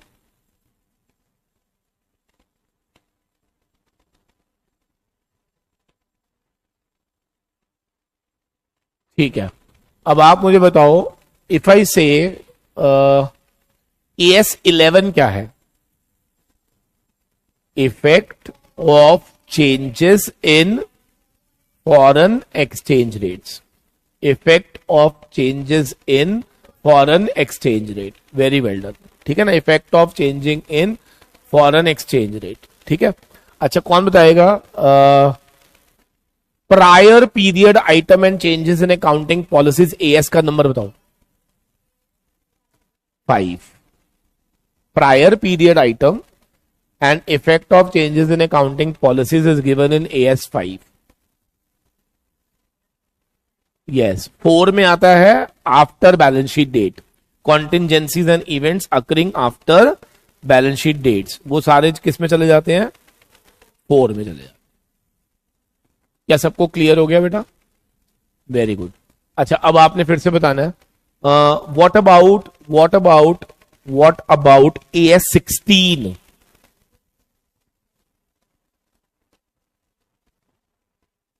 AS16, very good, borrowing cost. AS16 हमारा क्या है? Borrowing cost, very well done. बोलो मेरे प्यारे दोस्तों, हर्षित, बोरोइंग कॉस्ट, वेरी गुड। चलो बताओ, गवर्नमेंट ग्रांट का ट्रीटमेंट, AS12। गवर्नमेंट ग्रांट का ट्रीटमेंट कहां पे है? AS12,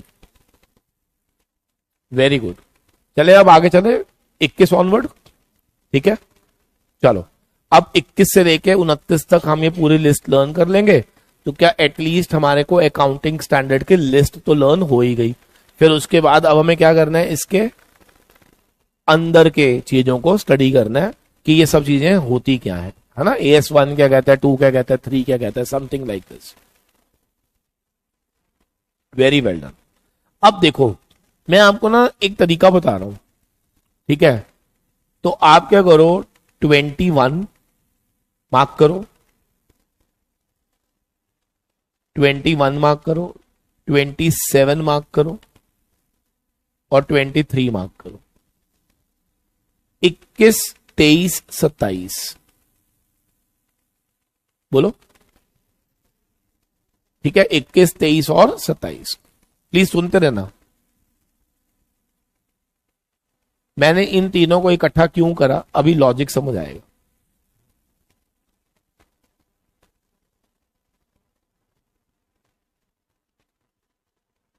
नहीं नहीं, FM में नहीं अप्लाई होते बेटा।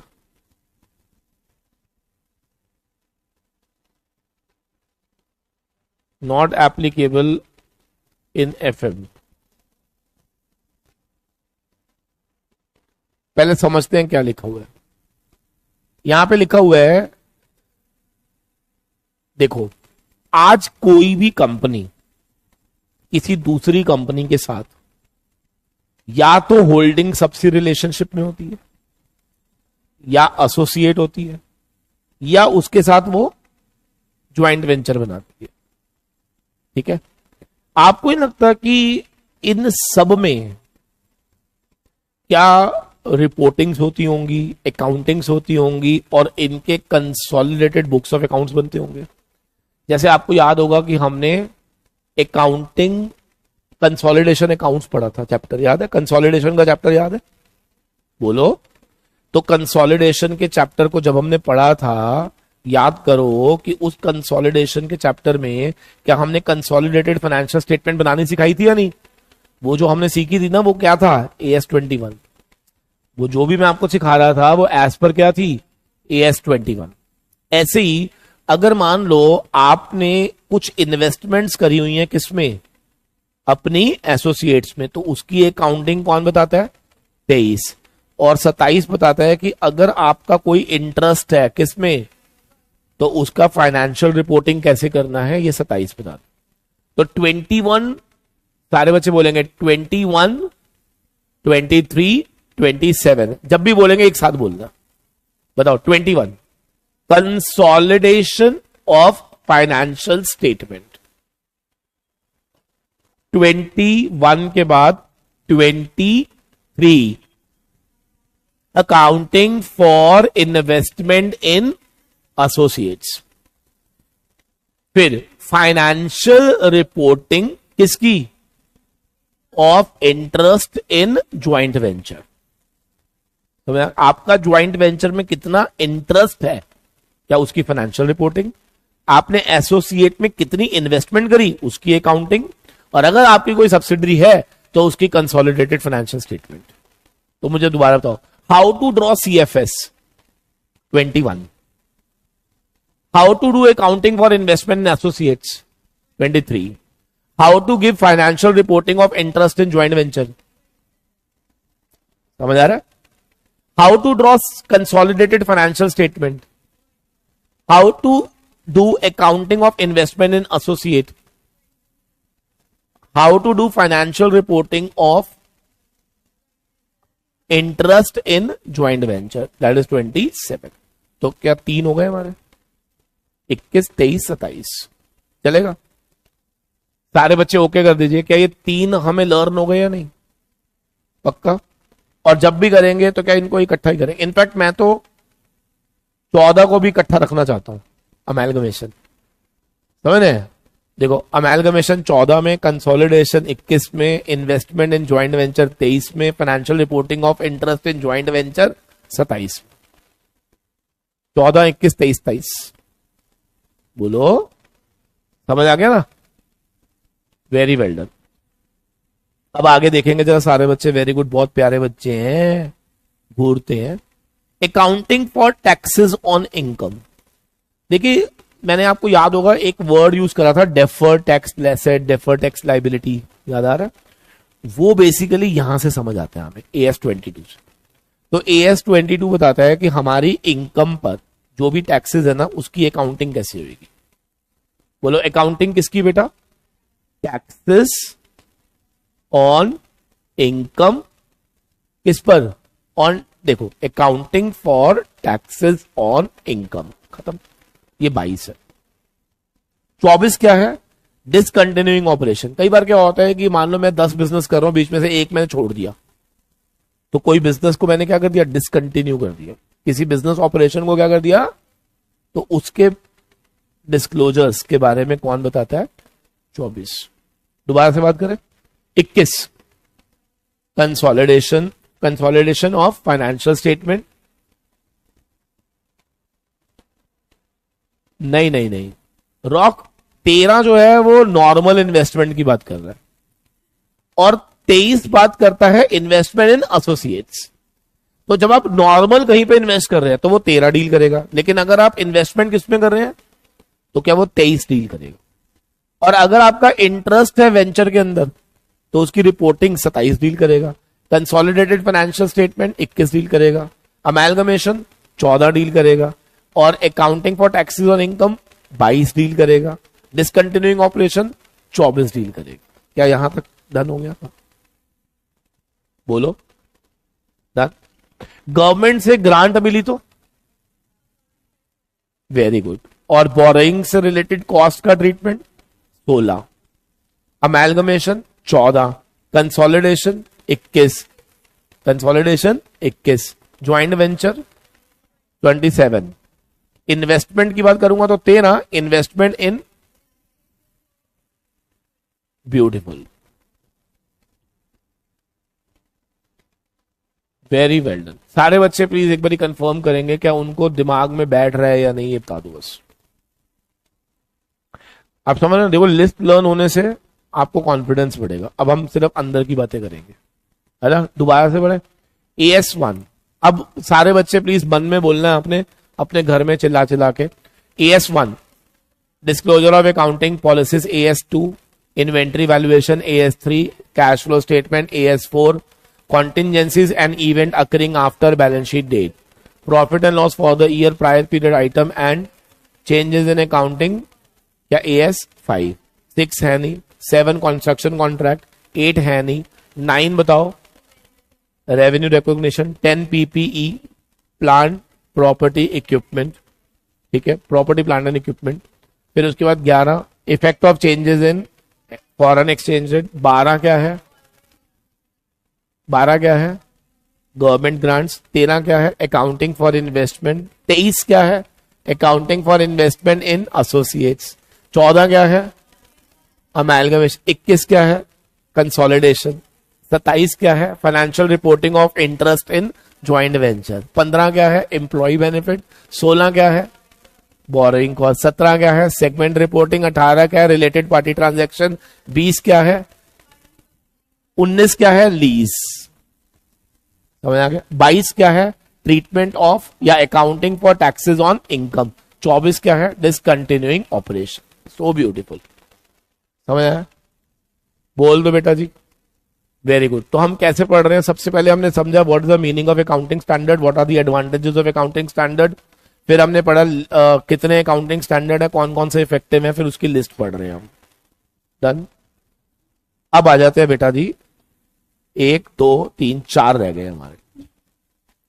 इंटरिम फाइनेंशियल रिपोर्टिंग, देखिए क्या होता है, फाइनेंशियल रिपोर्टिंग नॉर्मली एनुअल होती है, नॉर्मली क्या होती है भाई, आपको हर साल अपनी फाइनेंशियल रिपोर्टिंग करनी होती है। इंटरिम का मतलब क्या होता है, साल के बीच में, कौन साल के, तो इंटरिम फाइनेंशियल रिपोर्टिंग किसको करनी है और उसमें क्या क्या चीजें डिस्क्लोजर होंगी, ये हमें कौन बताता है, AS 25। अब जितने भी इनटैंजिबल एसेट्स होते हैं, IPR, कॉपीराइट्स, उनका ट्रीटमेंट कहां पे आता है, यस, तो AS 26 deal with intangible asset, AS 25 deal with interim financial reporting, AS 25 deal with interim financial reporting and 26 deals with intangible assets। नहीं समझ आया, बोलो बोलो बोलो और जल्दी बोलो, ठीक है। 28 क्या है बेटा, इम्पेयरमेंट, इम्पेयरमेंट क्या होता है पता आपको, भाई साहब बहुत बड़ी तो केडी है यार ये तो, ओ माय गॉड। इंटरिम का मतलब टेम्परेरी नहीं होता बेटा, इंटरिम का मतलब होता है बीच में, हर्षित ने सही लिखा। इम्पेयरमेंट का मतलब होता है खराब हो जाना, बेकार हो जाना, कई बार बोलते हैं ना इम्पेयर्ड है ये, useless. Provision, contingency liability and contingent assets, जितने भी प्रोविजन या कॉन्टिंजेंट लाइबिलिटी या कॉन्टिंजेंट एसेट्स होते हैं उनका ट्रीटमेंट क्या हमें AS 29 बताता है। तो दोबारा बताना है एक एक करके। 25 में क्या है, इंटरिम फाइनेंशियल रिपोर्टिंग, 27 हमने पहले ही पढ़ लिया था। 26 क्या है, इंटेंजिबल एसेट्स। 28 क्या है, इम्पेयरमेंट ऑफ एसेट। और 29 क्या है, provision, contingent liability and contingent asset. हाँ, स्वाति कह रही है कि मैंने इसमें ये पढ़ा था टैक्स के अंदर इंटरिम ऑर्डर, बिल्कुल सही है। देखो इंटरिम ऑर्डर टेम्परेरी नहीं होता। सुनो सुनो स्वाति, कोई बात नहीं, अच्छी बात है तूने ये पूछा, मन में नहीं रहना चाहिए। देखो इंटरिम का मतलब होता है बेटा जो फाइनल नहीं है ना। इंटरिम ऑर्डर का मतलब होता है, जैसे मान लो टैक्स के अंदर इंटरिम ऑर्डर क्या होता है, जैसे मान लो तेरे अगेंस्ट कोई प्रोसीडिंग चल रही है, अब जब तक वो प्रोसीडिंग फाइनल नहीं होती तो एक्चुअल पेनल्टी तुझ पे लगेगी कितनी, वो फाइनल ऑर्डर बताएगा। लेकिन मान लो बीच में ही इतना तो पता चल रहा है कि तूने गड़बड़ करी है, तो मैं एक इंटरिम ऑर्डर पास कर दूंगा क्या, कि मैडम आपको 2 करोड़ तो जमा कराना ही है। फाइनल कितना है वो हम बताएंगे, लेकिन फिलहाल आपको कितने जमा कराने हैं। तो ये 2 करोड़ आपका फाइनल ऑर्डर है या इंटरिम ऑर्डर है? फाइनल कितना है, क्या वो फाइनल ऑर्डर आने में पसंद? तो इसको टेम्परेरी वर्ड भी नहीं बोलना चाहिए हमें, क्योंकि टेम्परेरी नहीं होता ये। It is something till the date हमें ऐसा लग रहा है, नॉट येट फाइनलाइज्ड बोल सकते हैं इसको। Something which is not yet finalize. Exactly, क्या सबको क्लियर हो गया या नहीं? तानिया कह रही है कि सर एक बात बताओ, कॉन्टिंजेंट एसेट और कॉन्टिंजेंट लायबिलिटी का कोई एग्जांपल दे दो। It's very simple. कॉन्टिंजेंट का मतलब क्या होता है? Something which is dependent upon happening of certain event, जो किसी इवेंट के होने के ऊपर डिपेंडेंट है ना। जैसे मान लो mister X company X limited के अगेंस्ट एक केस चल रहा है, 100 करोड़ की लायबिलिटी आ सकती है अगर केस हार गए तो ये लायबिलिटी है या कॉन्टिंजेंट है? कॉन्टिंजेंट ऑन द हैपनिंग कि अगर वो केस हारे तो, अगर वो केस हारे तो। सिंपल। ओ मेरे बच्चों जल्दी बताओ। यस, कॉन्टिंजेंट का मतलब होता है जो कंफर्म्ड नहीं है बट हो भी सकता है और नहीं भी हो। प्रोविजंस भी यही होता है। कई बार हम बोलते नहीं प्रोविजंस फॉर डाउटफुल डेट्स, हो भी सकते हैं और नहीं।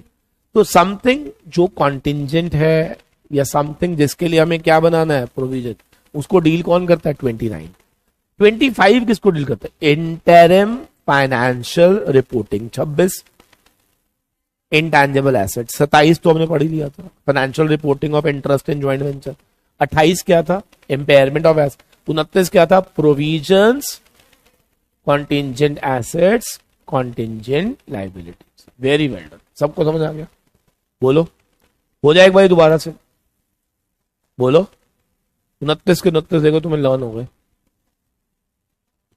सारे बच्चे। एक बार ही बताओ, तैयार हो? क्वेश्चन पूछूं?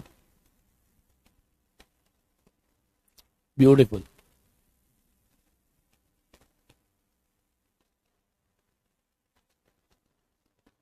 सुनिए ध्यान से, एक बारी अपने माइंड को 2 मिनट के लिए एक बारी फोकस करके देखो कि हमने क्या पढ़ा, उसको रिटेन करने की कोशिश करो।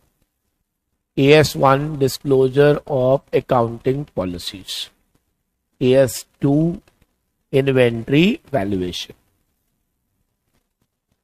सारे बच्चे मेरे को लगता है आप मेरे साथ पेस नहीं बना पाओगे लिखने का।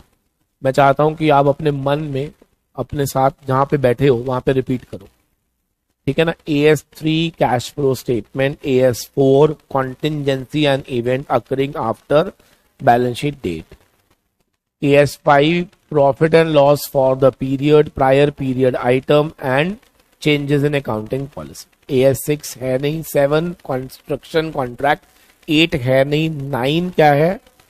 रेवेन्यू रिकॉग्निशन, 10 क्या है? PPE प्रॉपर्टी प्लांट इक्विपमेंट, 11 क्या है? 11 क्या है? Effect of changes in foreign exchange rate, 12 है गवर्नमेंट ग्रांट, 13 है इन्वेस्टमेंट फॉर अकाउंटिंग, 23 क्या है? Accounting for investment in associate. AS14 क्या है? अमेलगमेशन। और AS21 क्या है? Consolidated financial statement. AS23 क्या है? Investment in accounting for investment in associate. AS27 क्या है? Financial reporting for interest in joint venture. Easy.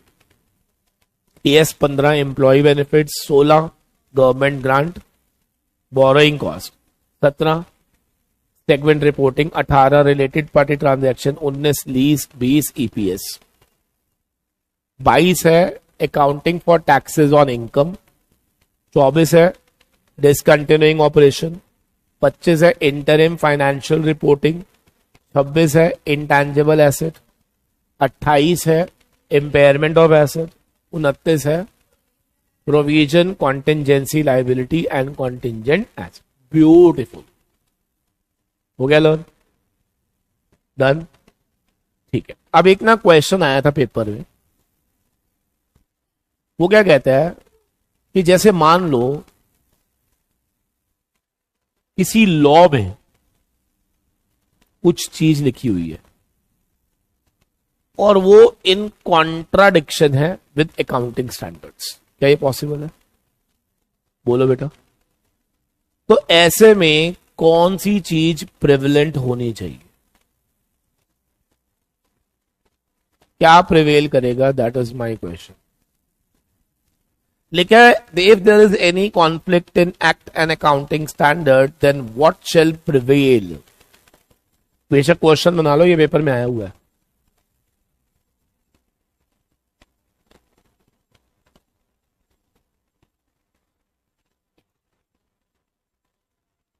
हाँ जी, अगर कॉन्फ्लिक्ट हो जाता है provision of act and accounting standards में, तो आपके हिसाब से क्या प्रिवेल होना चाहिए? अच्छा, हमेशा आपको ये लाइन पढ़ी होगी आपने कि कोई भी स्पेसिफिक प्रोविजन ओवर रूल करता है जनरल प्रोविजन, है ना? स्पेसिफिक प्रोविजन ओवर रूल करता है किसको? तो आप मुझे बताओ, क्या एक्ट इज मोर स्पेसिफिक? तो आप बताओ कौन प्रिवेल करेगा? तो यहां पर वो क्या कहता है, एक बड़ी इंटरेस्टिंग सी चीज लिखी हुई है, is in case there is any conflict between provision of any applicable act and accounting standard the provision of act shall prevail to that extent. क्या सबको क्लियर है? अगर ये 2 नंबर में स्टेटमेंट आ जाए तो लिख पाएंगे? कौन प्रिवेल करेगा, जल्दी बताओ। Shall prevail to that extent. क्या सबको क्लियर? हाँ, 2 नंबर, ठीक है ना। Provision of act shall prevail to that extent. That extent का मतलब क्या है? जितना कॉन्फ्लिक्ट है, जितना पोर्शन, क्या उतने पोर्शन पे एक्ट प्रिवेल करेगा, बाकी आप अकाउंटिंग स्टैंडर्ड लगाओ।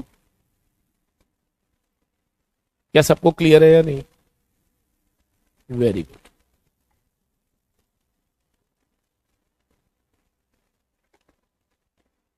बात ही करिए। Of course, yes of course, यही तो प्रिवेल करेगा सर। आप समझ नहीं रहे हो सर।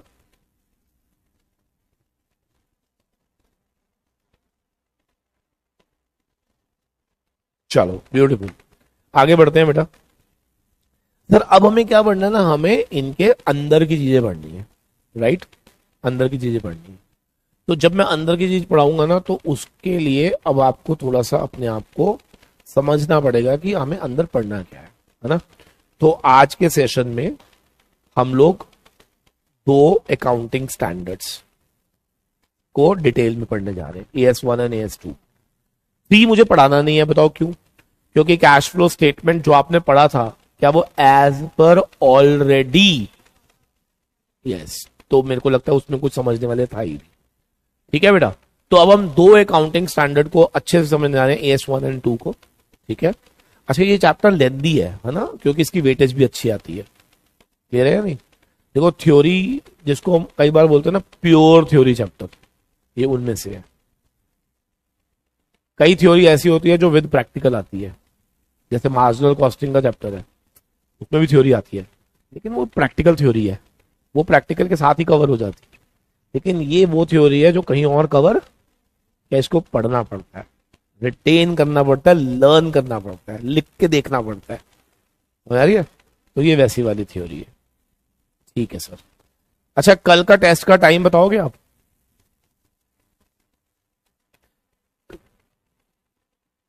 नहीं, मतलब ऐसा कर लेते हैं ना, मेरे को लगता है तुम 1-1:30 बजे के बाद सब क्लासेस खत्म हो जाएंगी। हाँ, तो 5 बजे रख लेते हैं ना।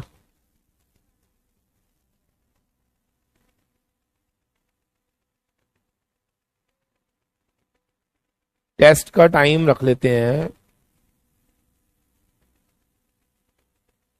नहीं 1 घंटे की है सब कुछ, 5 to 6 रख लेते हैं।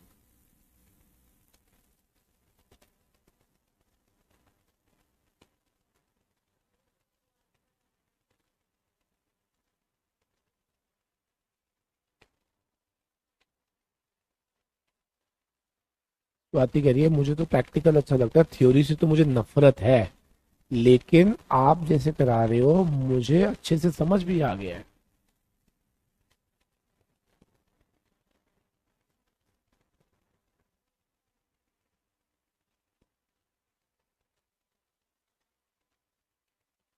शिवानी मैम का राइटिंग प्रैक्टिस सब दिन में ही है, रात को कुछ नहीं है।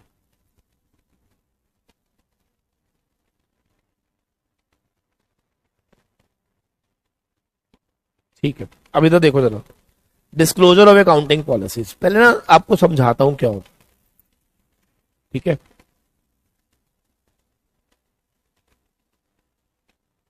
हाँ ये इंटरेस्टिंग है, अच्छा क्वेश्चन पूछा। वो कह रहे हैं कि सिर्फ आज वाला थ्योरी में आएगा या क्लास 1 से, तो मैंने पहले ही बोला था एक्यूमुलेट होएगा, ताकि आप उसी के बहाने, क्या रोज उतने पेजेस पढ़ोगे ना जब, तो आप देखना आपको इतना अच्छा लगेगा ना, मैं आपको बता रहा हूँ, सच बता रहा हूँ, मेरे को तो मालूम है। जैसी थ्योरी खत्म होएगी और पेपर देके आप बाहर से आओगे ना, तो आप मेरे को ढूंढोगे, सर क्या यार आपने क्या करा दिया, समझ नहीं।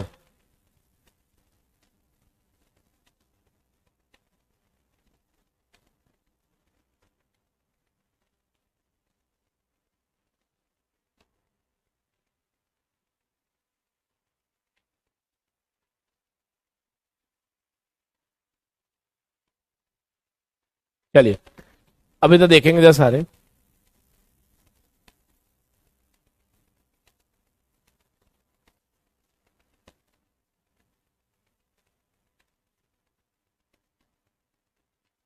मैम की मैराथन दिन में ही है।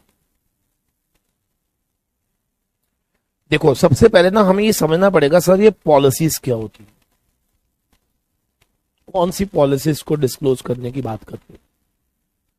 ठीक है जी, प्लीज ध्यान से देखेंगे। Accounting policies are the specific accounting principles. Policies are nothing but they are the accounting principles and methods for applying those principles adopted by enterprise in preparation and presentation of financial statement। कहते हैं company की financial statement बनाते समय आप किस तरह के principal follow करते हो and methods of applying those principle. जैसे मैं एग्जांपल देता हूं आपको समझ आए। जैसे कंपनी को ये डिसाइड करना है कि वो अपने बुक्स में इन्वेंट्री को फर्स्ट इन फर्स्ट आउट से दिखाएगी या लास्ट इन फर्स्ट आउट से दिखाएगी। हम डेप्रिसिएशन का मेथड एसएलएम फॉलो करेंगे या डब्ल्यूडीवी फॉलो करेंगे। So we have various accounting policies while we draw financial statement। तो आपको अपनी फाइनेंशियल स्टेटमेंट जब ड्रॉ करनी है ना, तो आपको वहां पे बताना है, क्या बताना है कि आपने कौन कौन सी पॉलिसी प्रिंसिपल फॉलो करे हैं और मेथड फॉलो करे हैं फॉर अप्लाइंग दोज प्रिंसिपल्स। इसको बोलते हैं क्या, सारे बच्चे बोलेंगे इसको क्या बोलते हैं, अकाउंटिंग पॉलिसी। जितनी भी सिग्निफिकेंट अकाउंटिंग पॉलिसीज होती है उन्हें डिस्क्लोज किया जाता है। Such disclosure forms the part of क्या, फाइनेंशियल। तो इसका मतलब financial statement includes all disclosures. Financial statement includes all, और डिस्क्लोजर्स में क्या ये जरूरी है कि आप अपनी सारी की सारी specific accounting policies and methods जो आप यूज करोगे फॉर दोज प्रिंसिपल्स क्या आपको बताने पड़ेंगे। All disclosure should be made at one place. लेकिन अब यहां पर देखो बड़ा इंटरेस्टिंग सा पॉइंट। सर आपको याद है कि जब आपने 11th क्लास में अकाउंट्स पढ़ा होगा तो कुछ फंडामेंटल अकाउंटिंग अजम्पशंस होती हैं, कोई बताओ। हाँ, going concern, accrual basis of accounting. अब समझो ध्यान से, लॉ कहता है कि कुछ ऐसी अजम्पशंस होती हैं जो फंडामेंटल है, कौन वो क्या है, उन्हें आपको डिस्क्लोज करने की जरूरत।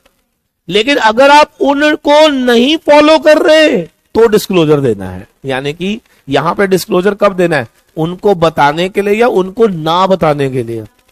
यस, समझा। तो जब जब आप उनको नहीं बताओगे तो डिस्क्लोज करोगे। सबको क्लियर है? तो ध्यान से पढ़ो क्या लिखा हुआ है। Specific disclosure for adoption of fundamental accounting assumptions are not required. In fact, disclosure of accounting policies cannot be remedied or wrong and inappropriate treatment of the accounts.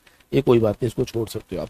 तो एक बार दोबारा बताओ, फंडामेंटल अकाउंटिंग assumptions अगर आप adopt कर रहे हो तो डिस्क्लोज करने की जरूरत, लेकिन अगर आप नहीं अडॉप्ट कर रहे तो डिस्क्लोजर चाहिए। क्या सबको क्लियर है या नहीं? बोलो बेटा। चलो एक बारी फटाफट से शुरू से बोलते हैं। सबसे पहला क्या है? Disclosure of accounting policies. Accounting policies क्या होती हैं? Specific accounting principles and methods of applying those principles, क्या इनको बोलते हैं पॉलिसीज। वाइल मेकिंग किसको? Financial statements. क्या इन सब का डिस्क्लोजर क्या एक ही जगह पे होना चाहिए? और क्या ये पार्ट ऑफ फाइनेंशियल स्टेटमेंट का पार्ट बनेगा? बोलो। लेकिन जितनी भी फंडामेंटल अकाउंटिंग अजम्पशंस होती हैं उन्हें अगर आप फॉलो कर रहे हो तो उसे डिस्क्लोज करने की जरूरत, इनफैक्ट उन्हें अगर आप नहीं फॉलो कर रहे तो डिस्क्लोजर रिक्वायर्ड होता है। क्या सबको क्लियर है? खत्म। AS1 खत्म। तो AS1 है क्या? कुछ भी नहीं है, बस वो तो यही कह रहा है कि भाई स्टेटमेंट बनाते हो जब तो यार बता देना लोगों को कि इस स्टेटमेंट को बनाते समय किस तरह के स्पेसिफिक अकाउंटिंग प्रिंसिपल फॉलो कर रहे हैं and what type of methods are being adopted by you, so that लोगों को इजी रहे टू अंडरस्टैंड कि आपने क्या सोचकर ये स्टेटमेंट ड्रॉ करी है ना? बोलो। और दूसरी चीज, फंडामेंटल अकाउंटिंग अजम्पशन को डिस्क्लोज करने की जरूरत नहीं है, नहीं अडॉप्ट करोगे तो डिस्क्लोज करना है। क्या सबको clear? Next, AS2 valuation of inventory. अब इसको समझना ध्यान से। इन्वेंट्री वैल्यूएशन पे लॉ क्या कहता है? ध्यान से सुनो। देखिए, इन्वेंट्री वैल्यूएशन पे आपको यह कहा गया कि जब जब कंपनी अपनी इन्वेंट्री की वैल्यूएशन करेगी, आवाज मारो, जब जब कंपनी अपनी इन्वेंट्री की, तो उसको पहले समझना पड़ेगा कि इन्वेंट्री को वैल्यू किस प्राइस पे करना है। ठीक है, तो उसके लिए याद कर लो, याद करना पड़ेगा आपको कि आपको इन्वेंट्री को अपनी किताबों में लिख लो कॉस्ट या NRV whichever is lower, लिख लो। The inventory shall be valued, हाँ जी, inventory shall be valued at lower of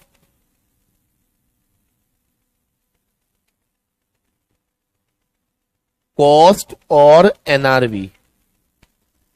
याद रखना, कॉस्ट एंड NRV में जो कम होगा। बोलो, है ना? मान लो आपने कोई चीज 100 रुपए की खरीदी और आज उसकी रियलाइजेबल वैल्यू है 60 रुपए, तो बेटा इन्वेंट्री कितने पे दिखाओगे?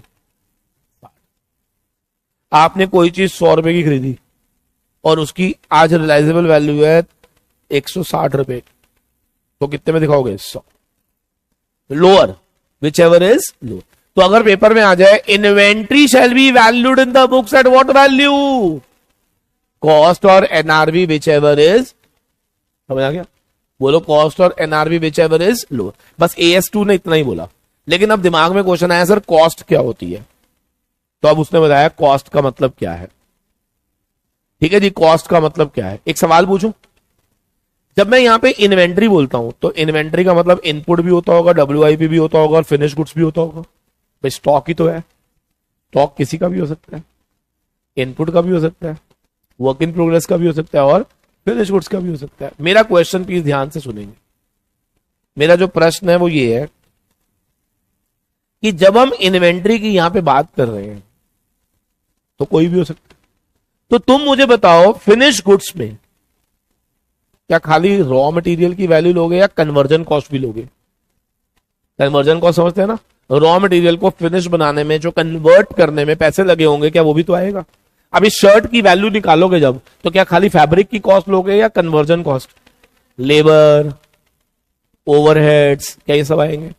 तो इसमें क्या क्या आता है? नंबर 1, तो अगर पेपर में आ जाए इन्वेंट्री वैल्यूएशन करते समय क्या खाली इनपुट कॉस्ट लोगे या ऐड करोगे कन्वर्जन कॉस्ट भी एंड अदर कॉस्ट जो कि जरूरी थी for bringing inventories to their present location? मतलब समझ रहे? इस जगह पर इन्वेंट्री को लाने में जितने खर्चे हुए क्या वो भी जोड़ देना? क्या इसमें कैरियज, इनवर्ड वगैरह सब आ जाएगा? तो टेल मी, पहला सवाल, inventory should be valued at cost or NRV whichever is lower. What do you mean by cost? Cost includes input cost plus conversion cost. Cost includes input and conversion cost. और हर वो खर्चा जो जरूरी था to bringing that inventory at the present location, to bringing the inventory at the present location, present condition में लाने में जितने खर्चे हुए थे, क्या वो सब इसका पार्ट बन जाएंगे? Very good, very well done, beautiful. NRV कैसे निकालते हैं? देखो एनआरवी निकालते नहीं है, एनआरवी तो मार्केट से हम फाइंड आउट करेंगे ना। आज ये पेन है, ये मार्केट में कितने का बिक सकता है, क्या वो इसकी नेट रियलाइजेबल वैल्यू है? ये इसकी क्या है? Net realisable value. अब आप मुझे बस इतना बता दो, क्या हमें AS3 पढ़ना है या नहीं पढ़ना? जल्दी बताओ, क्या हमें AS3 पढ़ना है दोस्तों? ओ मेरे दोस्तों,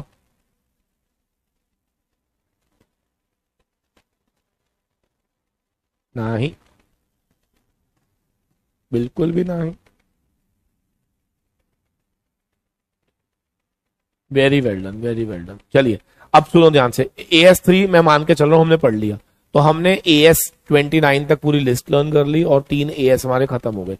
परसों हम कंटिन्यू करेंगे यहीं से, और रात को हम मिल रहे हैं वर्किंग कैपिटल मैनेजमेंट पार्ट 2 के लिए, ठीक है? आज नहीं खत्म होगा तो कल भी होगा वो वर्किंग कैपिटल। फिर उसके बाद हम एक अकाउंट का चैप्टर उठाएंगे, कैश फ्लो, रेशियो या कंसोलिडेशन, तीनों में से जो तुम बोलोगे वो पिक करेंगे, ठीक है ना? 6 तारीख को वैसे भी लंबी क्लास रखी हुई है। 6 तारीख को मेरा टारगेट है कि जितनी भी बच जाएगी FM वो खत्म कर दूंगा मैं, जिससे हम लोग FM के अंदर, मेरे ख्याल से देखो ना, वर्किंग कैपिटल हो गया, कैपिटल बजटिंग में पहले करा चुका था, लेवरेज हो गया, सिक्योरिटी एनालिसिस हो गया, तो अब जो बचे हुए चैप्टर हैं वो हम लोग 6 तारीख को खत्म कर देंगे। तो हमारा वर्किंग FM पूरा खत्म। फिर उसके बाद FM को डाल देंगे रिवीजन प्लस टेस्ट सीरीज पे, उसको हम ऑटोमेशन में डाल देंगे कि भैया आपका टेस्ट रखते जाएंगे। उसके बाद हम स्टार्ट करेंगे अकाउंट्स, ठीक है ना? 7-8 तारीख से अकाउंट्स चालू कर देंगे, ठीक है ना? अब अकाउंट्स जब चालू करेंगे तो उसके अंदर बड़े बड़े चैप्टर पहले उठा लेंगे। कंसोलिडेशन हो गया, कैश फ्लो हो गया, रेशियो हो गया, बायबैक हो गया, प्रेफरेंशियल अलॉटमेंट, प्रेफरेंशियल कैपिटल हो गया, समथिंग लाइक दिस, ठीक है ना? हाँ बिल्कुल बिल्कुल, डिविडेंड भी कराऊंगा, मार्जिनल कॉस्टिंग भी कराऊंगा, सारा कुछ रिवाइज कराऊंगा, बिल्कुल चिंता मत करो। क्या सबको क्लियर है? चलो, तो ऑनलाइन वाले बच्चे शाम को मिलते हैं आप सभी से। टेस्ट का टाइम कल 5 बजे, लिख लीजिए। सारे बच्चे व्हाट्सएप ग्रुप को ज्वाइन कर लीजिएगा, और आपको कितना मजा आया कमेंट करके जरूर जाना है। Thank you very much, God bless you all, bye bye.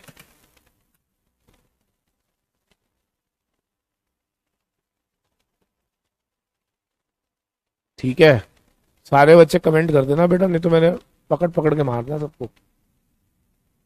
कल 5 बजे, बाय बाय बाय बाय।